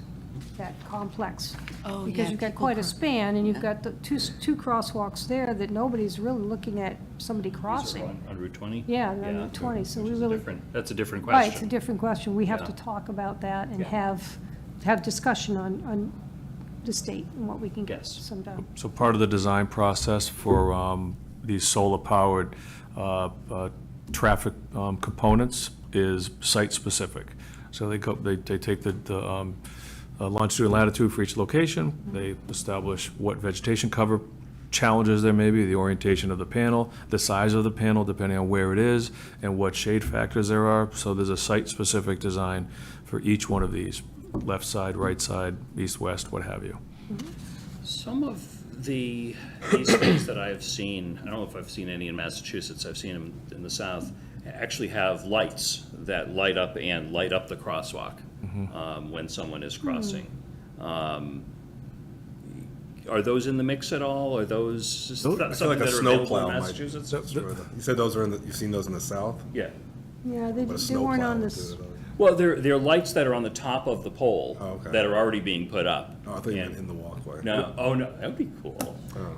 LED strips right across. Yeah, it would be basically a floodlight that shines across the crosswalk area to improve safety and visibility at night. I haven't looked at that. I do believe that the battery size and the panel size may be challenging. Yeah. There were some locations that required two panels just because of its orientation. And the two panels are just charging a small a large 9 volt battery that just has a couple of LEDs that do this every now and then. So that might be a challenge. Yeah, I think particularly if we are able to get permission from the state to put any of these in the future across Route 20, that might be something I think I'd want to look into, because idea. that's such a busy road even in the evening. They would make most sense at mid-block crosswalks. The vast majority of our intersections are lit with streetlights, so their efficiency or efficacy would be Yeah. diminished a bit by the streetlights. Yep. Something like the Chesterfield one, I mean, you're at Chesterfield, one side's lit, the other side isn't, so there may be some locations that it's appropriate or better served. Okay. Yeah. So I agree, these don't need to be lit, but in the future, if we Yeah. talk about some of those near Rockies and so forth, that area probably benefit. And then the peripheral question is, how do we approach the state on the Route 20 crosswalks to say, hey, can you give us permission? We'll pay for them, in theory. I'd love for them to pay for them, but yeah, how is the best way of approaching that? I'll look at both of you. I'm sorry, Tim. Go ahead. We've gone through a variety of processes to try to get them done. Behind the scenes, at the request of a citizen, didn't go anywhere. Formal submission to District 3, didn't go anywhere. Okay. How about a Formal letter submission from the to board? 10 Park Plaza, didn't go anywhere. I believe a citizen or the administration reached out to our legislative body and representatives, and that didn't go anywhere either. We should try it again. Yeah, I think maybe have the board send a letter. We have all new Yeah. all new legislators, so Yeah. it may be worthwhile, like you said, to give it another shot. We have a meeting with them and tell them what. Yeah, I think, One or two? send a letter to Mass DOT, copy our legislators on that, see if that gets some attention. Right. And, we all talk to our state reps and senator on a regular basis, and make that part of the conversation, and if needed, legislative priority, once that comes up next spring. And it is an election year. Yep. Tim and Diane, could you work on something that you could ask me to come in and sign? Send it out to the board for any feedback from individual members. Would be great. Okay, back to the issue specific at hand. Thank you for bringing this forward to us. Any questions from the board on the request, Mike? Yeah, just an additional question, kind of piggybacking on what Lisa was saying about the needed crosswalk at Z School. I know some feedback I've gotten from citizens in the Davis Street area, disappointment that sidewalks on Davis Street, weren't being allocated for in ARPA. There's good reasons for that, the additional cost of the engineering and everything that went into that. Scott can explain it better than I can. But some other feedback was, well, that crosswalk on Davis, even though it's a long straight shot, you would think people could see you. People drive distracted, they drive too fast on that road, that they said that there, at least could be a need for the lighted crosswalk there, to assist in at least people knowing that you're there. I know I drive that road, that's part of my commute to work. And, people drive well over the speed limit on that road, and there's always people running and walking dogs. So that's some of the feedback I've gotten from the citizens. And I know, Scott, you had said you took a look at that area, I think estimated around 13,000. Yep, I took a look at it on Saturday, about $13,000 or $14,000 for a standoff single one. My suggestion would be for, if the board chooses to go forward with this request, and I get unit prices from the contractor who hopefully is willing to do the work, I'll have a hard number, I'll have a firm number. Right. In which case, there can almost be a shopping list in Davis, Z School, the Pleasant and Church, Upper Church, I know there's another one up north of Pleasant Street, or the Upper Pleasant, there's another crosswalk there that somebody had reached out to me about. I'm pretty confident there's gonna be an opportunity within this allocation if our contractor is willing to do it under change order. Gotcha. And if as part of that, if it's possible to get a unit price on the lighted version of that, where it would fit, they'll both be appropriate, and there's enough solar power. Maybe the reason I've seen it in the south is they have a little bit more solar power than generation capability than we do. And if it doesn't work, it doesn't work. Okay. Any other questions or comments? The other question that we need to figure out is allocation, which is a little bit more challenging. I made mention of that. The request is $250,000. I'll go through a little bit of what I see on that. I mean, you all have a lot of money left over. I spent all mine like the first meeting. I was like a teenager with a credit card. So, Lisa, confirm, this is the same as the RRFB, correct? Yes, that's right. Yes, okay. So you would put in $104,000 for this. You also have $132,000 at this point left in your sidewalk budget. Sidewalks, crosswalks are interrelated. I think in your list, you put them as one item. I'll quickly go along here. Sidewalk. In Julianne, you have $135,000 left on sidewalks / crosswalks / signage. Nothing explicitly for this, but crosswalks is in there. Laura, you had put in, I think specifically you said Allen Street sidewalk, but just sidewalks in general, you have $216,000 left in there. I have $28,000 left in my sidewalk budget, which I'm fine using for this. We can say just your 104, and then proportionally anywhere else where people have sidewalks, because you split those off, and I think everybody else has kind of merged them together. So you'd be funding 104, and then we'd have roughly another $150,000 split proportionally among the remaining sidewalk and crosswalk budgets in there, which is what we did with sidewalks for the design last time. I can't give anyone an exact number. There would certainly be enough funding to do this there. But then we are diminishing the sidewalk budget for any construction of sidewalks going forward. Just trying to think of, if we want to fund the $250,000, how would we do it? How much do you need from me? It's like 62. Well, proportionally, it's hard to figure out, because it's based on how much you've already put forward. So if we use all of Lisa's 104, again, that's 150 that we would need to get.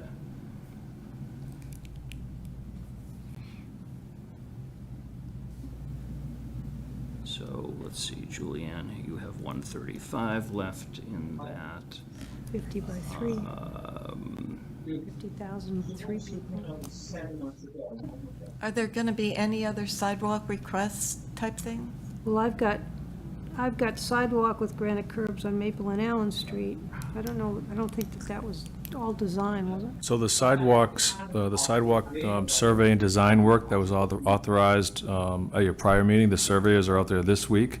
Okay. Doing the work to identify which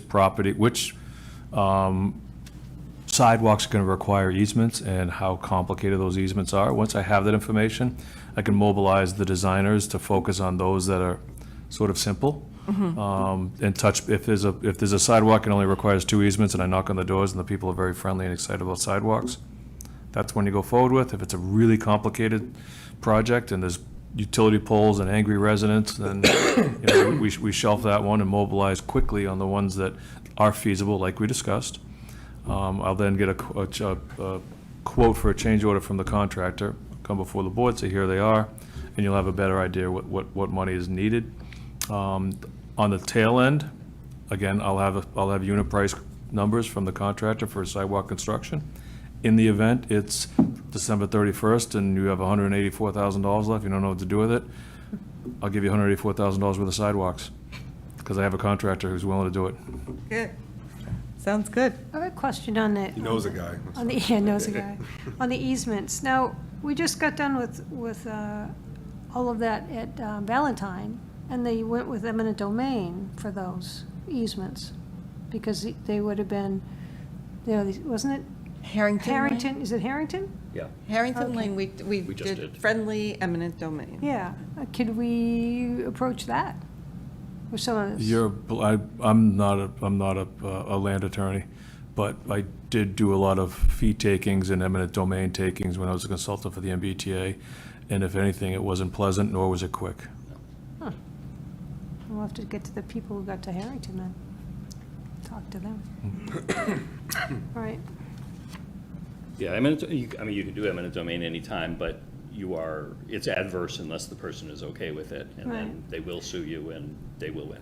Yeah, if it's adverse, they'll just grant. I've, again, we talked Maple Street between the 2 schools. It's kind of important to get that done, and I only knew there was one neighbor I did know but they were on the opposite side of the street. I don't understand why they didn't just go on this side of the street where continuing the sidewalk was. I don't know. So I did some very quick math. If we took the 104 that Lisa allocated explicitly for this, and then we had to fund the additional 150,000, looking at the sidewalk budgets that everybody else has, roughly speaking, we'd be looking at about 30,000 from you, about 30,000 from Lisa from your sidewalk budget, about 75 from Laura because you have the largest sidewalk budget remaining, and about 10,000 from me because I have a small. Mike doesn't have any sidewalk money, so nothing. You don't have to say that out loud. I mean, I think we need to highlight that. But that's probably plus or minus just a little bit, but that's a way to get there, Laura. Just for confirmation, if I support this, did Scott say that I won't have enough money to contribute to the actual sidewalk development? You would still have about $140,000 or so left in your sidewalk allocation. If it worked out to be about 75,000 for this. So there would still be some good side, but it would be less. I mean, that's what we have to figure out. And this is like an immediate punch to pedestrian safety. Yeah. I mean, once these things immediately go in, it's Right. immediately safer. Yeah. And my objective on the sidewalk construction would be very similar to what I did with the design. Come before you with, here are the 3 easy ones. These 2 are really difficult. Of the 3 easy ones, here are the 3 numbers. Your shopping list. What would you like to do? And it should be noted that the chief of police supports this. Yeah. No, I think that this is very exciting from a safety point of view. That's why I'm giving it so much money. And I definitely support and agree with you. My only thought is I really want a sidewalk. We've gone so long without one, and I don't have any preference on where we end up putting it, so long as I just don't want to run out of money for a sidewalk. So if we can make sure that if it's Allen Street that gets a sidewalk or Maple, wherever it is, then I will be more than happy to devote any additional money towards the crossing suggestions. I just want to make sure that we don't run into a situation where like, oops, sorry, we're now out of money for sidewalks. Yeah. And I still have That's my only 155,000. I still have 155,000 for sidewalks. Yeah.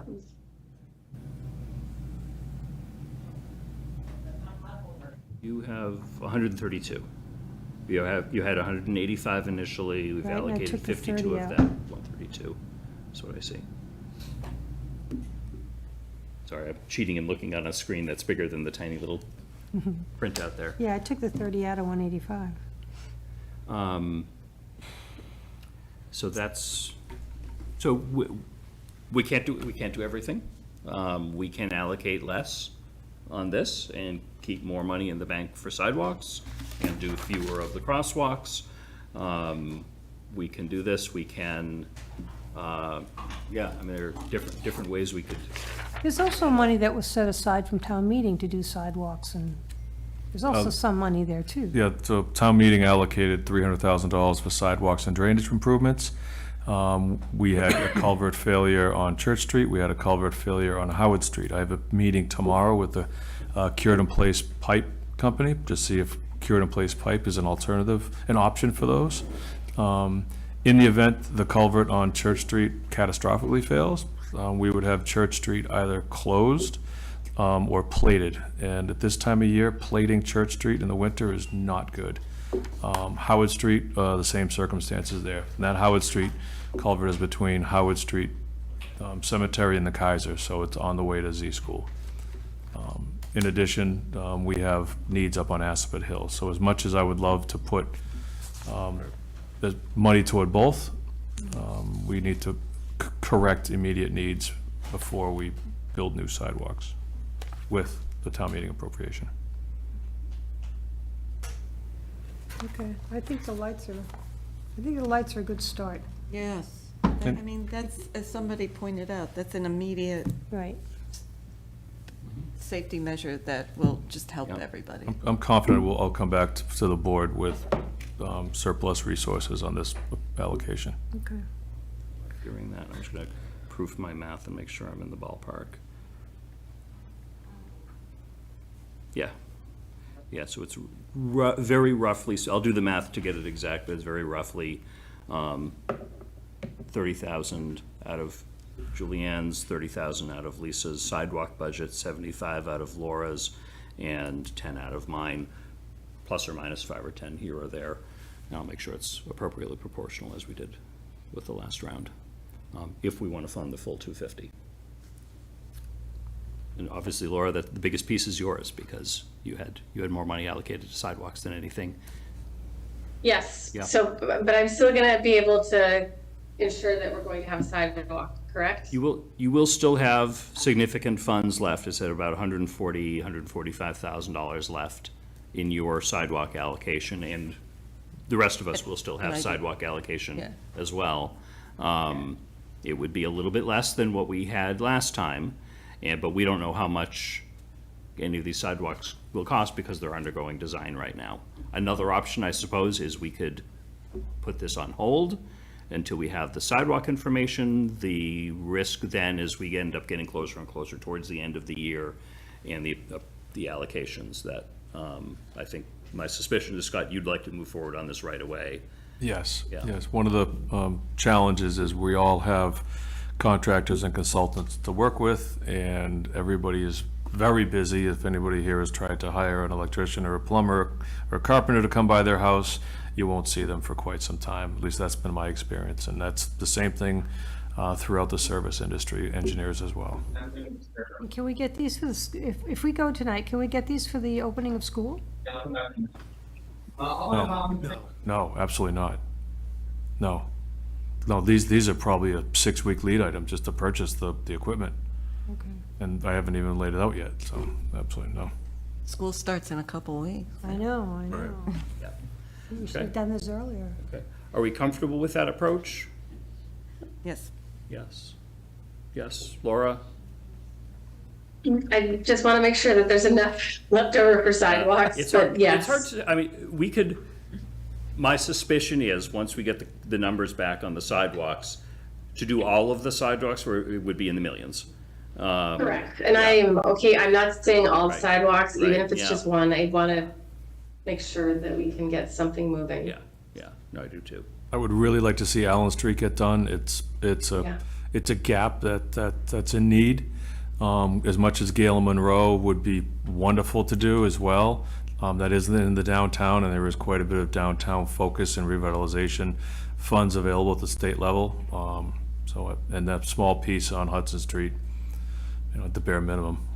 I agree. I like that. And not to put you on the spot, Scott, but will I have enough remaining at least to get Allen Street done? Like, if you were to just ballpark a number? I help with the 75 towards the crossing technology? Off the top of my head, I would not be able to give you a number for that. I can email you one tomorrow afternoon. No, don't worry about it. Okay, okay. Not giving you extra work, Yeah. but thank you. God is promising significant surplus from this project, right? Yes, So- yes, So we might yes. have some money coming back that we Yes. could reallocate to something else. Largest proportion. Or more Yes. areas. Yeah, absolutely. Okay. All right, sounds like we're okay going ahead with this as suggested, in which case I will entertain a motion. Mr. Chairman. Yeah. I move the board vote to approve the use of ARPA funds in the amount of $250,000 for the purpose of crosswalk safety enhancements as presented in the memo by the DPW director included in the meeting packet, pursuant to Massachusetts General Law, Chapter 44, Section 53A, and to authorize the expenditure of such funds by the DPW director. Second. Motion made by Julianne, seconded by Mike. Any other discussion? All those in favor, Julianne? Aye. Mike? Aye. Lisa? Aye. Laura? Aye. I also vote aye. Vote is unanimous in favor. Excellent. Thank you very much, Thank you, Mr. Scott. Chairman. Real quickly, if I can. Sure. There was a question before I came up about a heavy commercial vehicle exclusion. That was an $18,000 engineering study to be performed prior to submission to the select board for approval, prior to the state submission and their approval, prior to the select board's adoption. So it was $18,000. I think you were trying to remember what the number was. It was 18? Because I 18,000. have 30 on mine, so it was 18. Correct. Yep. But that's all in That- play. That's it, yep. Yep, Okay, that's- so we haven't acted on that request yet. Right, but that was the number that, so Okay. you could revise your 30 down to 18. Okay. Yeah, yeah, so if you want for the next meeting, put in a request for that and I'll be we here. we can do that. Yes, we'll be here. Next up, we have you. library meeting you, /AV equipment, request of $35,000. Jen and Dana, come on up. 35 or 95? So it's both. So I explained in an email that the total project budget, I think, is 90 or 95,000. You're requesting 35. Julianne just asked the question. So I'm stealing some of your thunder. There's also a grant available. Yes. Yes, okay. So with that, Okay, I'm Dana Volke, the Director of Northborough Cable, I'm Jen Bruno, I'm the library director. and yeah, we're seeking $35,000 to help fund a professional AV installation over at the meeting room over at the Northborough Free Library. There is obviously a huge need for the town to have a second larger meeting space with AV installation other than the room that we are currently in. Quite often when we're here, there's a ton of people outside because there's not enough seating in here, and we cover a ton of meetings that are over at the library because it's a bigger room. But, well, we don't have any AV stuff over there, and it takes a tremendous amount of time for myself and my staff to outfit that place for a meeting, and you know, putting everything together, bringing it there, setting it up. You forgot something, go back and pick that up. Come back, oh, something doesn't work. You got to troubleshoot that. And each meeting is a gamble. You don't know really what you're going to get. So sometimes you have to set up the microphones one way or another, or your cameras are in one place or another, and it's time better spent doing possibly something else if we had permanent installation in there. And with that too, when you take gear and you put it together and you take it apart a lot, all of our mobile gear, it lasts significantly less than when something is just set it and forget it. It lasts significantly much longer than all of our mobile stuff. This would be relatively the same stuff that we have here in this room, the same video switcher, the same type of technology, the same touchscreen, everything, and that is a way that I like having technology symmetry, where all of our stuff is pretty much the same, so it's the same training, the same stuff. So if any of our staff or anybody else has to go use it, oh, great, I've already used this before. Exact same stuff. It's going to greatly increase the quality of our audio and video capture in that room. And this goes well beyond just my stuff for NCA TV. This also will be great for tons of library events, public events. This is stuff that the public can also use. We're going to have the same hybrid technology that we have here over in there. We're going to have ADA compliance with listen assist for folks that are maybe hearing impaired. We can, same thing just like we do here, where you can do events both with and without NCA TV. And we're also going to be in this adding acoustic paneling up in that room because, as I'm sure you may know, having been in there, that room is notorious for echo and reverb, which is awful. So we're gonna put that in there and to really get a grasp on that. So the installation is going to include 3 robotic cameras that are going to go into that room, mounted up on the walls. We call those PTZ cameras. They're robotic, so we have like a little joystick kind of thing. Same stuff that we have in here in this room. Pan-tilt zoom, that's what PTZ stands for. We're going to put a projector in that room that's going to be used with the existing screen that's motorized that goes up and down in that room. There's going to be wall plates in the room for HDMI inputs, and there's going to be like a little touch screen. So if you guys have been over at the senior center and used any of the AV stuff over there, there's a little touch screen that you can easily use to control any of that stuff that's in the room.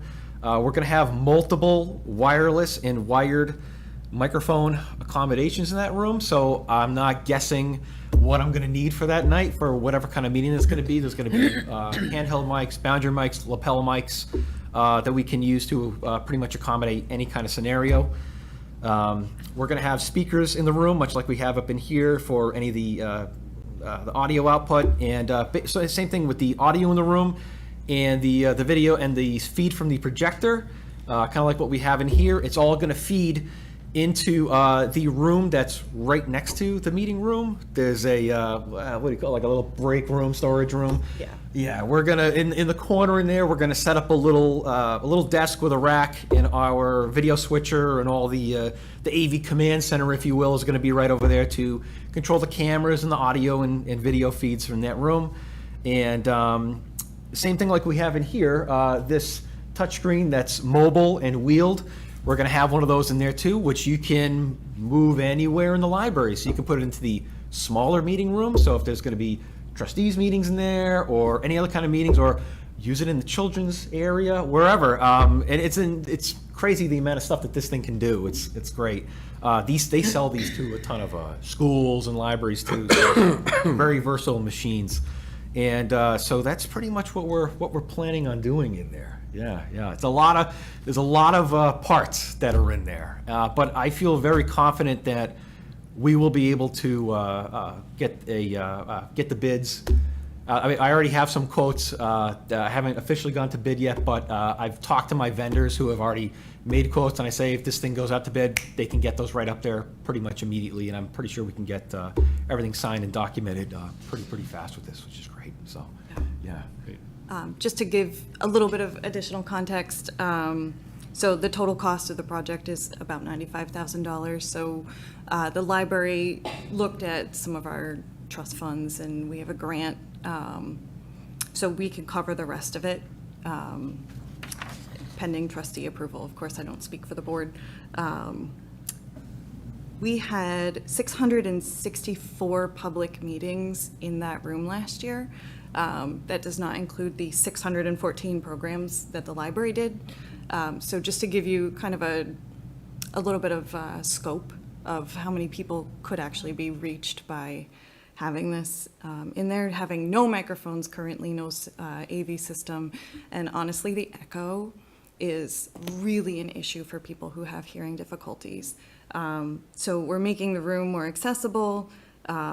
The ability to have hybrid meetings or even just be able to record some kind of presentation increases people's ability to access the information and connects them socially. So if they're sick, or if we're having a program in the winter and people aren't comfortable driving at night, there's so many different applications that will make the room and the programs that we do inside of it more accessible, plus the additional 3 meeting rooms that we have, so that wheeled cart that can be moved wherever in the library really just is additionally helpful. So we have a conference room. I'm sorry? Will something that big fit in the elevator if you wanted to use it on the second floor? Probably. Okay. We have some pretty big things that we move up Okay. and down, so Yeah, I would think that I've it would. only been in it once or twice. Yeah, I'm pretty sure it would, Okay. it would move upstairs. So yeah, we've been working on this from the library standpoint for, I would think, I've been here for a little over 4 years. We've been talking about it since I came on board, especially during COVID. People wanted, when we were starting to bring back our programming, people really wanted that hybrid capability, and there were a lot of people in town who have their own meetings. So the Democratic Town Committee or some of our support groups were asking if we have hybrid technology. So this is something that residents have been asking for, and the ability for them to be able to use it with very little training. It's designed to be easy to use, would just be a huge benefit to the town. A couple of, I want to make a little bit more mention of how hard it is sometimes to hear. Just as an example, at the financial trend meeting that we had a week or 2 ago, we were seated very close to the speaker, so we could hear everybody pretty well. I did hear from people that were at diagonally the opposite end that had a hard time hearing. And I know that perfect, my hearing may not be 100% perfect. If I'm in a presentation there and the person doesn't have a loud booming voice, they may say, I know everyone can hear me. And the reality is they can't. Presenters in that room should be using a microphone. That building was built with a PA system in that room.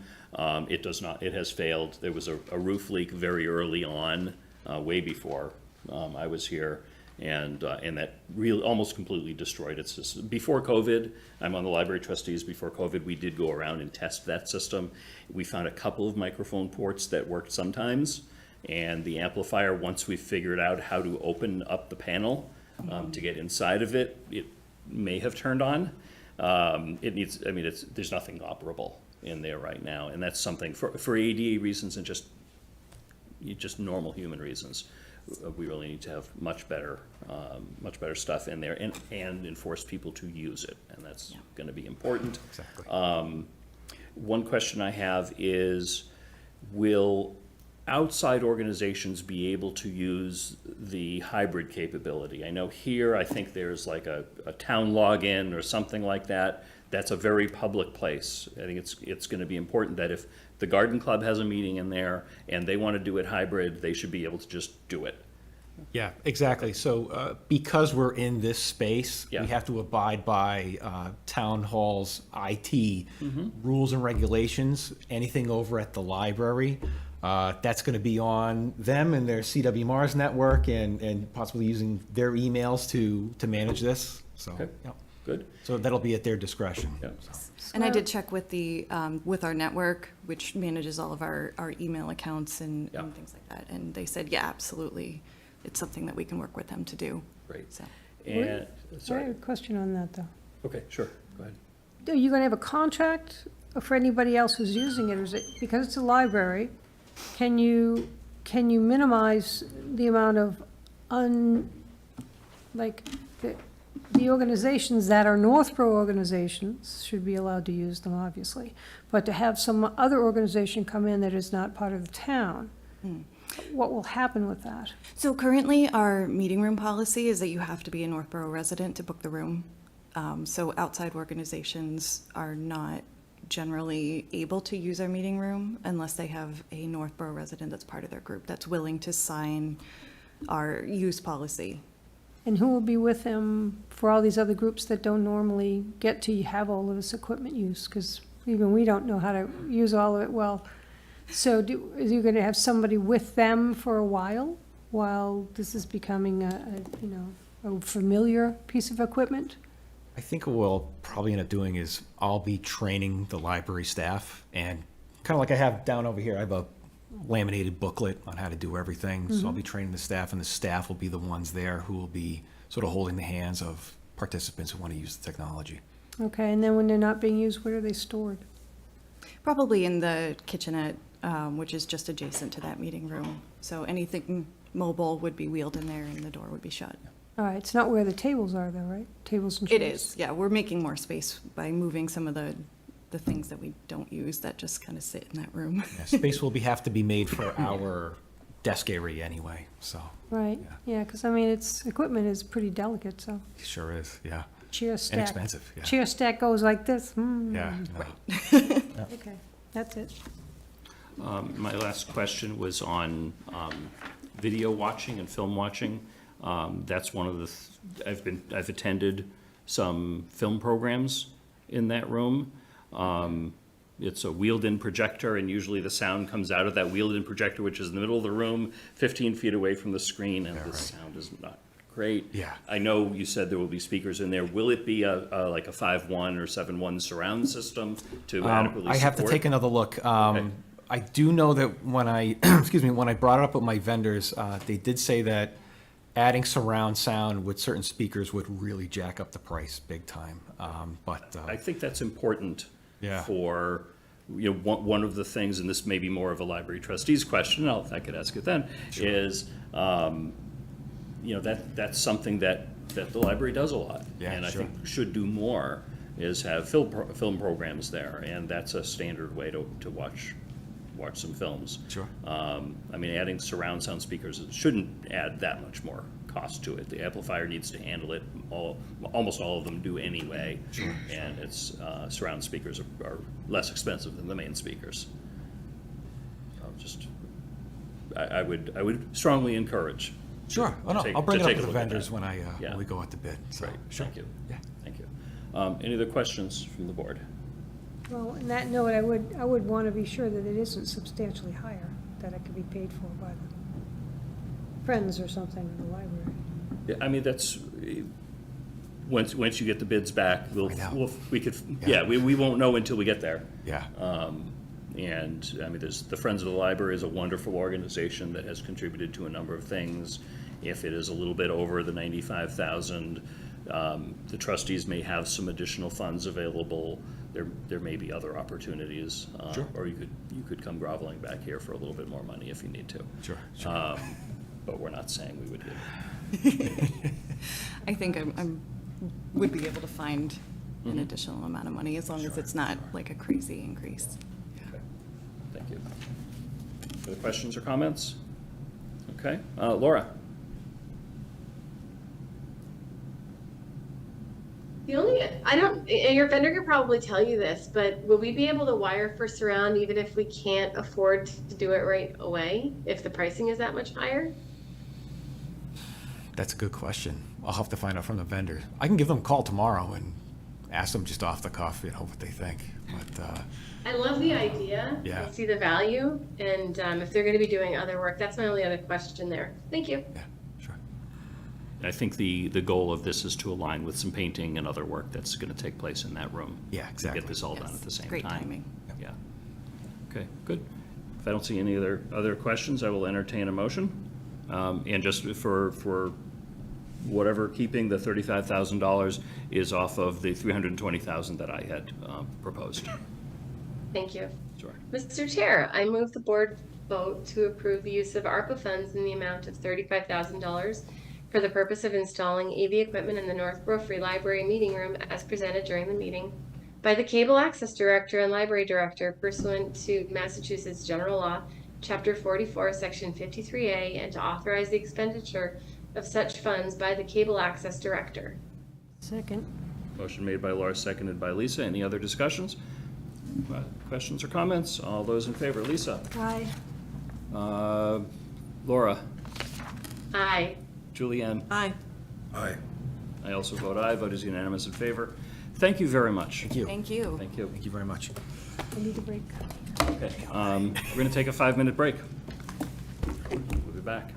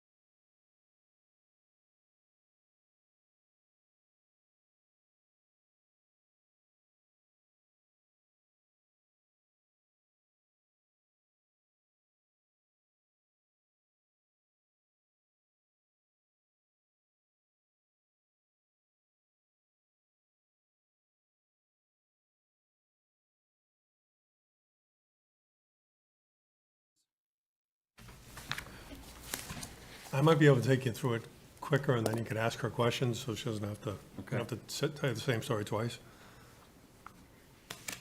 Okay.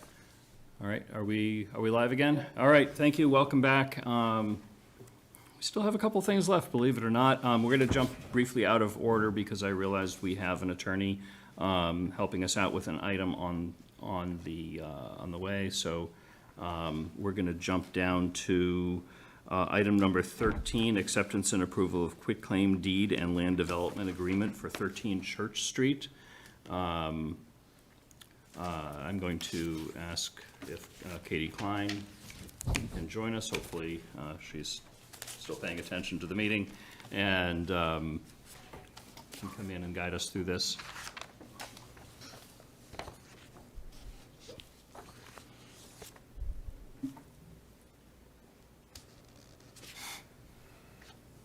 So for folks at home, 13 Church Street is the old fire station. We've talked about this before, but there's, one last step that or another step that we need to do. Katie, thank you for joining us. I apologize for keeping you waiting through some of the earlier items. We obviously have a lengthy agenda tonight. Could you speak into your microphone just to confirm that we can hear you? Yes, good evening. Great. Members of the Select Board. We hear you fine, thank you. All right, so we need to approve the quitclaim deed and land development agreement for 13 Church Street. Quitclaim deed is just basically the deed, that's the transfer document, if you will, and then the land development agreement is something that we had previously negotiated. But could you give us a quick 30-second overview of that? Sure. We're scheduled to close this week on this, and I was able to touch base with, George Pember, the attorney for the buyer, this evening, and he's approved the form of the deed. I hadn't heard from him until just this evening, and we already approved the board and the buyer have already approved the land development agreement because that was an attachment to the original purchase and sale agreement that I believe we signed in May. And so we're proceeding to closing. The select board really wanted to get working on the transition of this property to the buyer and the demolition of the building. And we're on schedule to go forward with that this week. Excellent, thank you. Tim, anything else from your end? Just the summary of the land development agreement, they haven't changed much, but 6 months to take down the fire station after we get this closed, and then 18 months to get permits, and then 2 years for commencement of construction, for completion. That's correct. So those are like just the highlights of it. Sorry? No, I just saying that was the highlights of the land development Yes, agreement. that's all correct. The project is, evolving as we speak. The board really wanted to, as I indicated, go forward with the transfer of the property, and the buyer is currently putting together, having architects work on the actual plans for the project, and those will be coming in the next couple of months. Great, that's great to hear. Questions from the board? Any? Okay. Sounds like this is going to be pretty easy. I appreciate your work on this. I appreciate the work of the buyer, our friend Millie, for working with the town. We don't always have these development agreements in place for developers in town, but this is part of the cooperative nature of this particular agreement, and it's a complicated process and a complicated project with 3 properties in particular. One that probably should have been taken down quite a few years ago, but we're finally getting to that point. So that's good. If there's nothing else, I'll entertain a motion. And this is, Mike, this is your motion at the top of the Oh, yeah, page. I got it right here. Great. I move the board vote to approve and execute the quitclaim deed and land development agreement with LAK Northborough Realty LLC for the disposition of the property located 13 Church Street, subject to final approval of the town administrator and town council, provided, however, the town administrator will bring this matter back to the select board in the event of any material changes to the documents. Second. Okay, motion made Motion made by Mike, seconded by everybody. But I'll give Second it- in stereo. I heard it first by Lisa, so I'll give it to Lisa. Any other discussion? Okay. All those in favor, Mike? Aye. Lisa? Aye. Laura? Aye. Julianne? Aye. I also vote aye. Vote is unanimous in favor. Katie, thank you so much for sticking with us and helping get this across the finish line. Congratulations on this accomplishment. Thank you. And we'll keep you, and Tim will keep you advised. Very good. Thank you very much. Thanks. Thank you. Good evening. All right. We will now resume with item number 10. Andy, with annual appointment of election workers, see attached list. So there's a nice big list. We will not have to read that. Good evening. Good evening, Mr. Chair. You Dowd, the town clerk, and this is an annual item before the board. It's the appointment of the election workers, and those on the list may be asked to work the election. They don't all necessarily work all events. And I also just want to add that we utilize some of those folks to assist with the in-person early voting, as well as the processing of the mail-in voting. So they're very helpful to my office, and we have a great group of folks. We're always looking for more volunteers. If anyone's interested, please reach out to me. Good. Any questions from the board? Okay. If not, I will entertain a motion. I move the board vote to appoint those individuals who appear on the 2024-2025 election officer list for a term beginning on September 1st, 2024, and ending August 31st, 2025, as submitted by the town clerk. Second. Okay, motion made by Mike, seconded by Laura. Any other questions or comments? All those in favor, Mike? Thanks to all the volunteers. Yes, thank you very much to them. That's a big list. Mike? Aye. Laura? Aye. Julianne? Aye. Lisa? Aye. I also vote aye. Vote is unanimous in favor. Very good. We have election workers. Speaking of elections, we have action to execute the September 3rd state primary election warrant. That is dictated to us by the state. Not that there's anything wrong with it. Anything you need to provide to us? No, so I prepared the warrant that the board needs to execute, and this just is the legal notice that's required under the law. That'll be publicly posted, and of course, that information's all available on the website as well, so it's just a matter of routine business prior to each election event. And we have the option for early and mail-in voting as per usual now? Yes, so for the September primary, they will be in-person early voting beginning Saturday, August 24th. We'll be here that day from 10 to 5. And then the entire week of August 26th through the 30th, during normal business hours of the town office building, there'll be in-person early voting here. And we've already mailed out probably close to 2,700 mail-in ballots for that election, and those requests continue to come in. Great. Keeping us busy. Yep. And Laura? Quick question. Is it too late for people to register if they're turning 18, if they want to be able to vote in this election? Is there anything? It's not too late. Good question. The deadline to register, if you're not already registered, is actually Saturday, the 24th of August, the same as the first day of in-person early voting. So that's one reason why we're here till 5 p.m., because that is the deadline set by the state. Is there any chance, should we put a post just letting folks in the town know, or is there a way that we should communicate to the new 18-year-olds that they can still register? Either through town news or through the high school? Certainly, the information is posted on the website. We'll push that out before those dates get closer. It's important to keep in mind most 18-year-olds are already pre-registered under the law when they obtain their learner's permit when they're 16. The election laws now allow them to be pre-registered, and as soon as they turn 18, they automatically become a registered voter, and it pushes through their registration. So the vast majority of time, they're already all set, but it's certainly good to double check, and we're happy to check for them, and there's a link on the website on how folks can check their own registration. And if I remember correctly, September 3rd is a regular school day at Melican.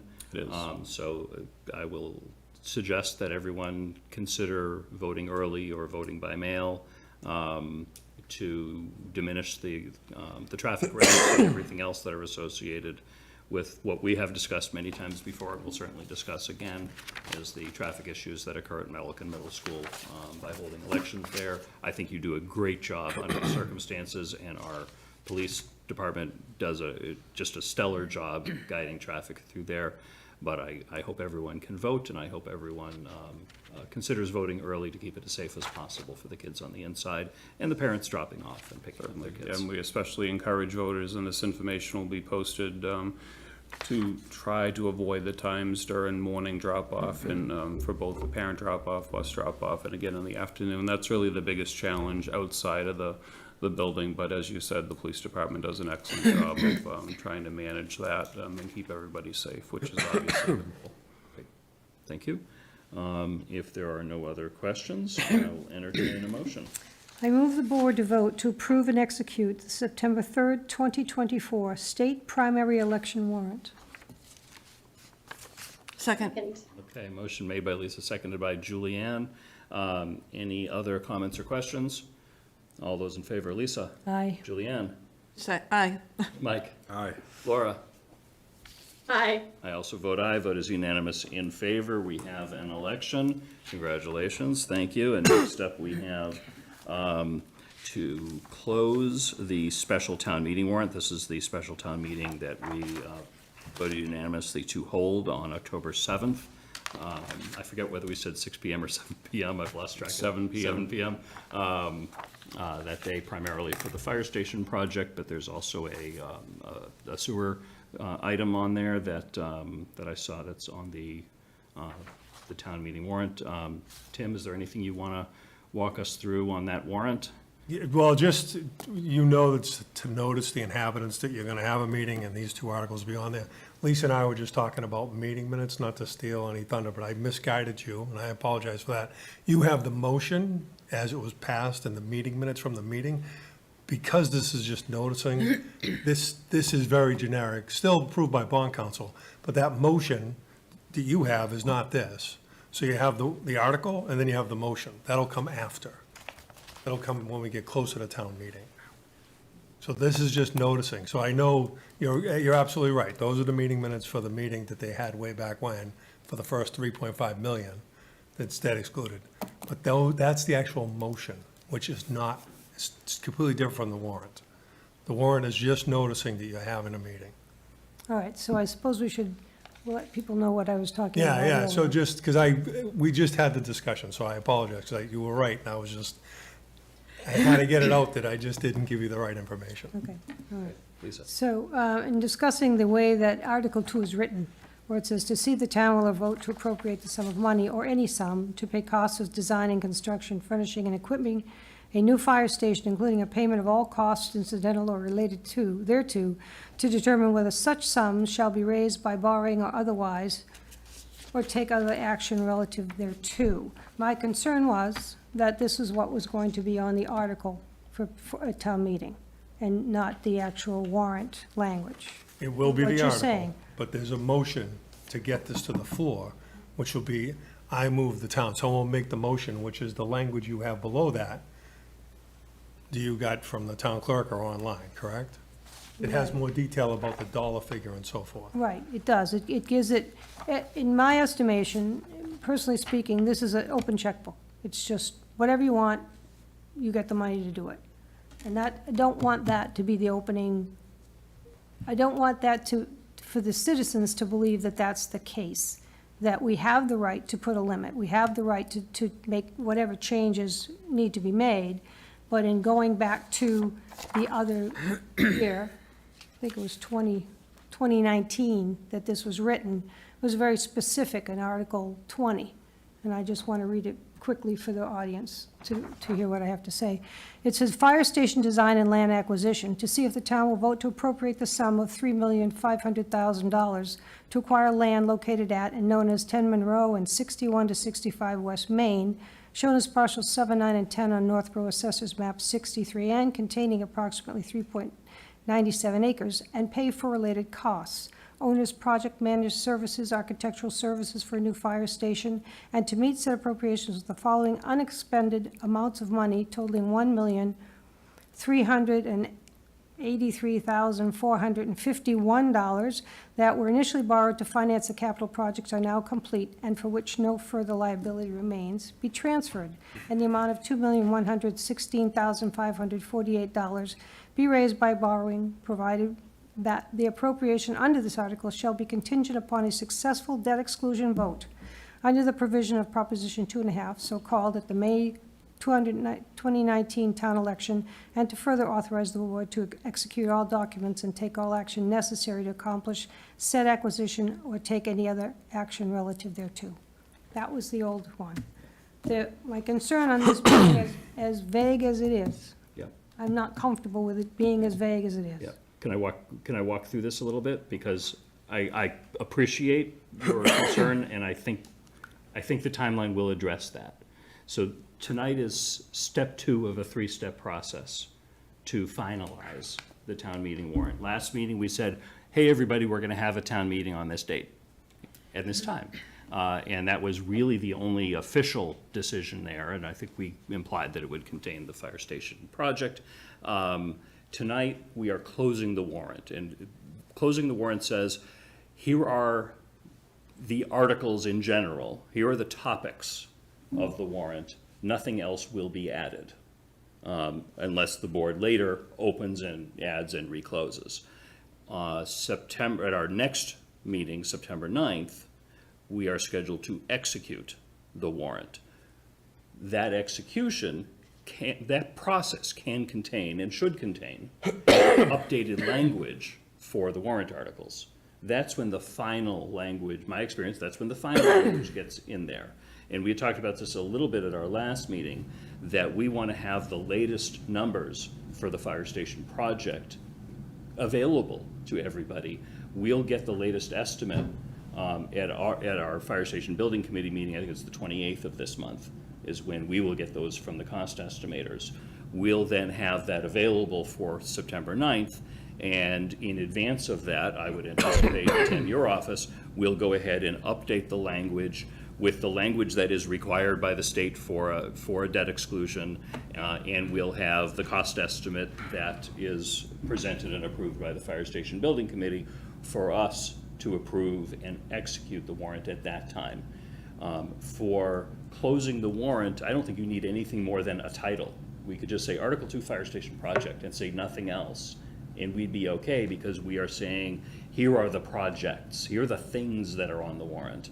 And I appreciate what is there is too vague. We should not present that to the voters like that, but we're not done with the town meeting article process tonight. We're done with that on September 9th. Hence Through draft. the Hence chair, draft. if I could just add one more item, in the select board's policies, it clearly states when you take certain action steps leading up to town meeting. And the action of voting to close the warrant, it's defined as needing to take place at least 40 days prior to the meeting. This is well before that.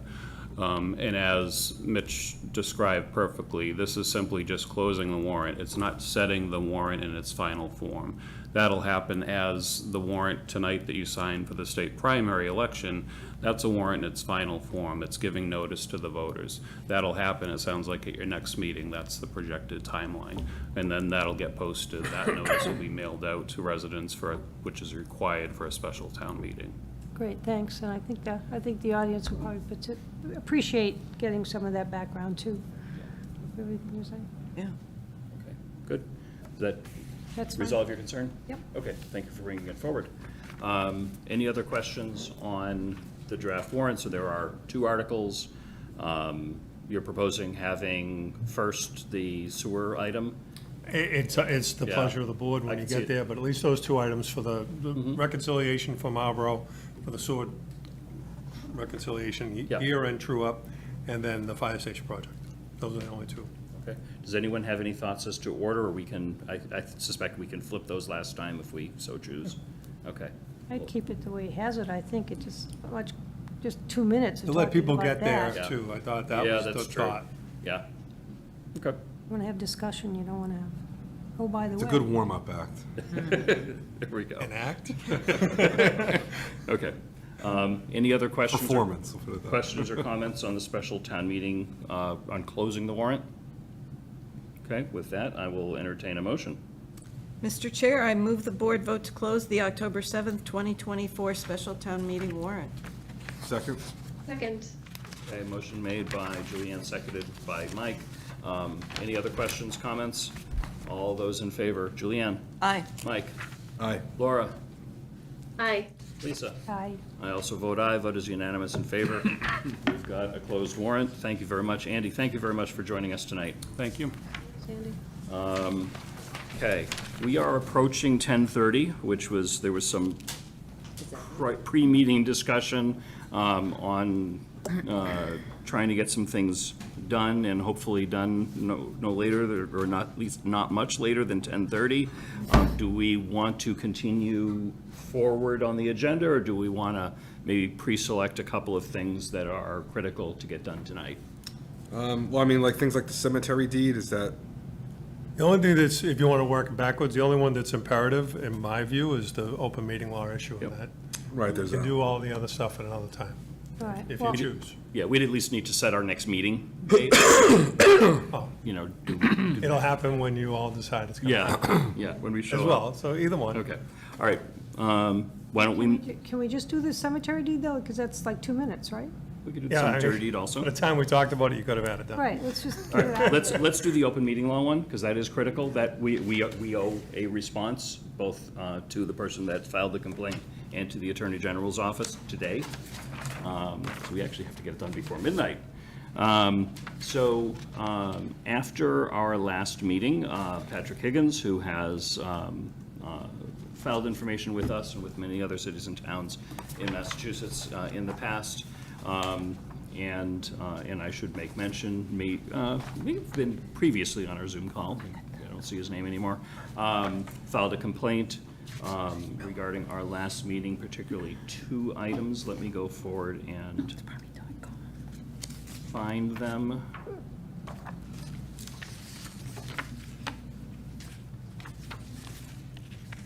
Specifically that at the beginning of the last meeting, I did not explicitly state that the meeting was being recorded, which is a requirement.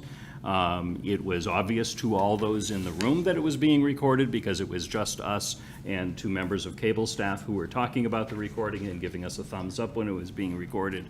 So there was certainly no one present that was unaware it was being recorded, but technically, the chair is supposed to state that the meeting is being recorded. Council agreed that that was a technical violation, and we got behind on some meeting minutes, unfortunately, and that was the other complaint, is that we did not accept the meeting minutes of May 6th, 2024 in a timely manner, and that was due to just staff vacations and feedback from members about, amending meeting minutes. We did have the May 6th on an earlier agenda, but we ended up passing over it because somebody had some amendments they wanted to make for it. We are supposed to approve it within 3 meetings or 30 days, whichever is longer, or I forget the exact alternate, but 3 meetings is generally the rule, and we waited a 4th meeting, so that was, again, a technical violation.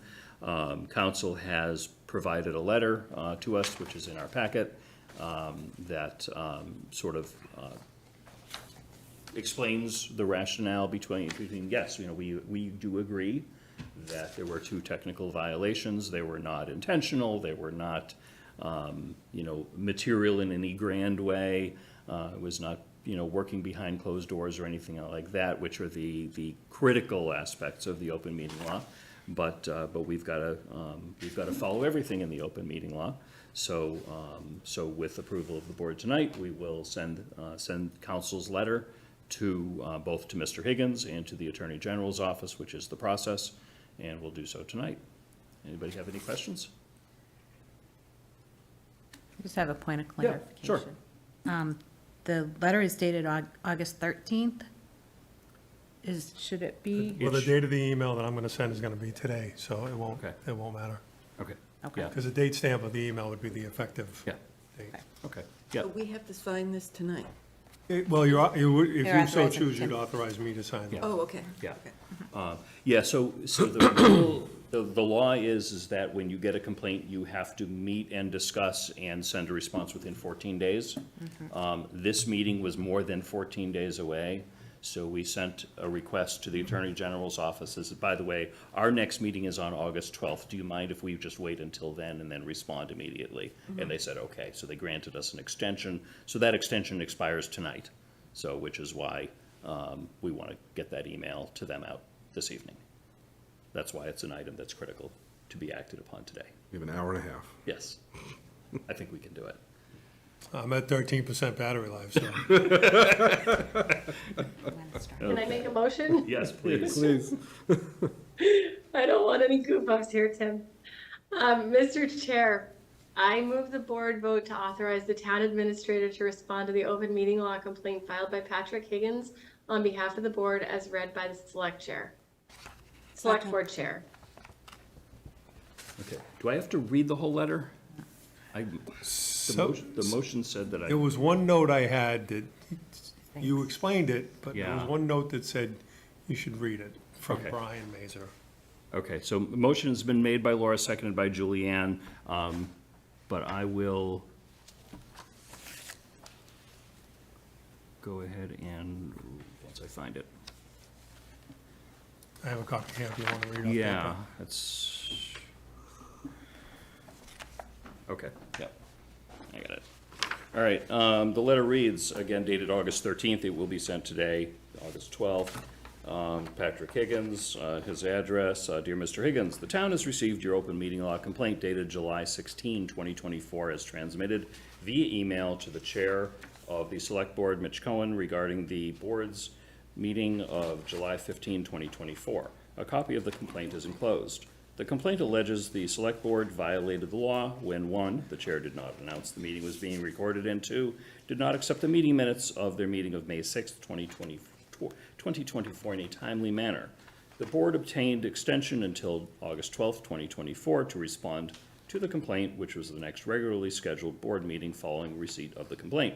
On August 12th, 2024, hey, that's right now, the board met to consider the complaint and voted unanimously to find that there was a technical violation regarding the chair's oversight and with respect to not announcing that the meeting was being recorded by the town, and that the only remedial measure needed with respect to this matter is that for all future meetings, the chair will include the required disclosure as part of their opening remarks at the start of the meeting, which I did do tonight, with respect of the meeting minutes from the May 6, 2024 board meeting, and the meeting minutes from that meeting were included in the board's agenda for their meeting on June 17, 2024 for review and approval.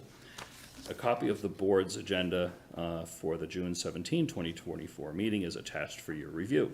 During the discussion had on June 17th relative to the May 6, 2024 meeting minutes, a member of the Select Board suggested that edits be made to the meeting minutes, and the board delayed approval of the meeting minutes until they were edited and presented to the board on July 15, 2024, which is the next regularly scheduled meeting of the Select Board following the meeting of June 17, 2024. Prospectively, the board will approve meeting minutes as required, and to the extent that meeting minutes require editing as a result of the board deliberations of the meeting during the course of a properly posted meeting, the board will conditionally approve the minutes subject to further editing so as to comply with the law. The board has authorized me to report this vote to you. Sincerely, Tim McInerney, Town Administrator, copy of the Select Board, Town Clerk, and the Attorney General's Division of Open Government. So that last piece on perspective, if we are drawing close to the 3-meeting rule, and there are minutes presented and someone has some concerns that they might want to amend, the suggestion from council, what we're saying in this letter that we will do, is we will approve them as is, then condition based upon further amendment later. And that's a way that we would have an approved set of minutes and we could amend later if we needed to. Hopefully we wouldn't be in that situation. The office is in a much better place for dealing with meeting minutes right now. So I am hopeful that we won't run into this 3-meeting situation again. Okay, so we have already a motion on the floor and a second. Any other discussion? All those in favor? Laura? Aye. Julianne? Aye. Lisa? Aye. Mike? Aye. I also vote aye. Vote is unanimous in favor. Tim is feverishly typing away, sending this off. Very good. So let's see. Quickly speaking, we want to do the cemetery deed? Yeah. Takes 2 seconds. Yep. Is there a motion? Look at that. I move the board to execute the cemetery deed 1191. I didn't even Second. know it. Motion made by Lisa, seconded by Julianne. Any discussion? All those in favor, Lisa? Aye. Julianne? Aye. Mike? Aye. Laura? Aye. Also vote aye. Vote is unanimous in favor. We have a cemetery deed approved. Other things on our agenda, and we can take them or leave them. We have a set of meeting minutes only from our last meeting. We'll make sure that we deal with them September 9th if we can't deal with them tonight. We have reports. We have future agenda items, which we had talked about at a goal-setting workshop. We had set our regular meeting schedule for September through December. Our next regular meeting, both as proposed and our normal second and fourth Monday meeting, would be September 9th. So my assumption is if we don't act on this, we will meet on September 9th as per usual, and then we can have this on that. Set holiday schedule for town offices, which we can wait on. If anyone has any feedback, particularly any concerns, please go with those to the town office, admin office right away, so that we'll know whether that's likely to move forward or not. I want to, yeah. can we go back one to the December meetings, September to December meetings? Yeah. So we have October 7th, it's a special town meeting, October 14th, which would be the 21st, rather than the 14th. Yep. Because of our scheduling and trying to get all of our stuff done, because we're getting 20 and 23 other, items on a calendar, I'd like to propose to have another meeting in October, because a special town meeting in advance of the town meeting isn't really enough time for us to discuss what's going on. Yeah, no, I think we could use a second meeting in October. I agree. Can I pause? Laura? I think we have one. I think there's one that's on the calendar for the 21st, and I don't know if that's on there because it's one of the budget meetings. That replaces sound October familiar? 14th. Right, am I right about that? I've got it on the 21st. Well, let me go back, because I think the 14th, is that Columbus Day? Yep. Yeah, so that's what, the 21st is already scheduled for our second Yeah, meeting. I see what you're saying. Okay. So somewhere between the 7th and the 21st. Yeah. Let's, I agree. I think, given how busy we are and will continue to be, we should have 2 meetings in October.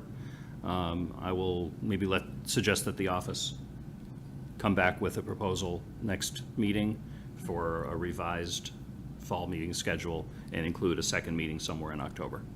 Okay. That Do you goes- want to do the 28th?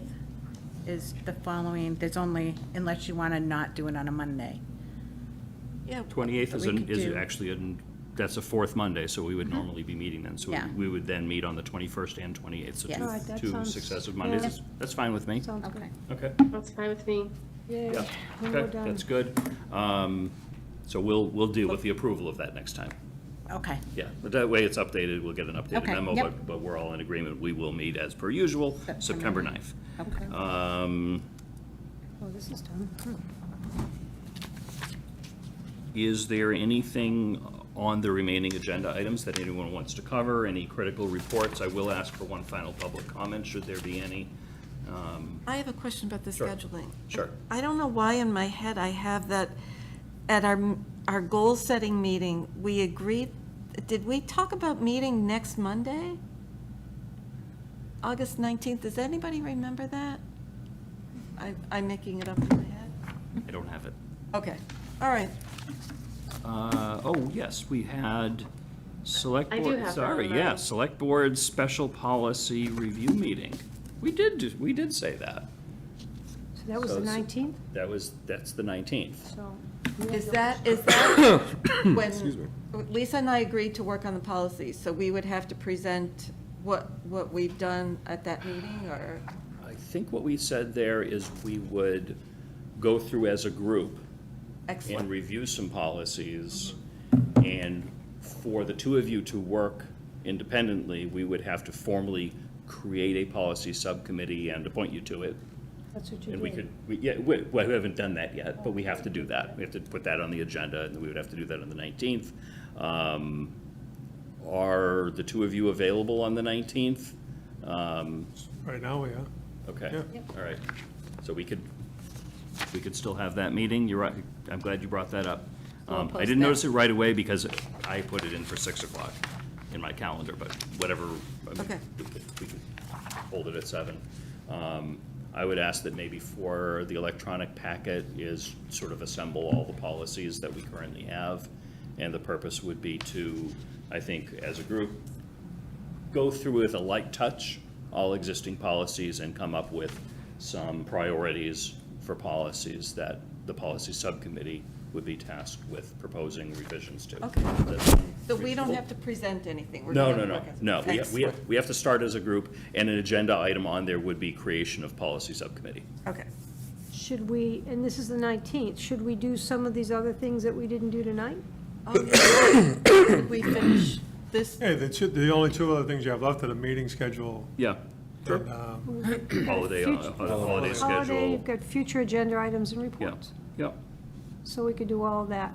Right. sure. Not a bad idea. Don't add anything else. what time do you want to start that? 6 is good. Want to start at 6? Okay. That good? Okay, fine with me. Sooner we get in, the sooner we get I out. think I'm going to buy you guys pizza for that. All right, I'm going to buy you pizza. okay. Feta and spinach. I was thinking pepperoni, but okay. I can go with either of those. That's good. All right. Before I ask for a motion to adjourn, I will say, as always, our last item is public comment. If there is anyone either in person, which is nobody, or electronic, which we do have a couple of people, have any public comment, please raise your electronic or visible physical hand, and I would be more than happy to recognize you. Going once, going twice. I declare public comment is closed. Thank you very much. Is there a motion to adjourn? So moved. Second. Okay, made by Lisa, seconded by Julianne to adjourn. Any other, well, no, there's no comment or question on motion to adjourn. Lisa? Yes. Julianne? Aye. Mike? Aye. Laura? Aye, thank you. I also vote aye. Vote is unanimous in favor. We adjourn 10:36 PM, only 6 minutes late. Sort of. You guys are setting records.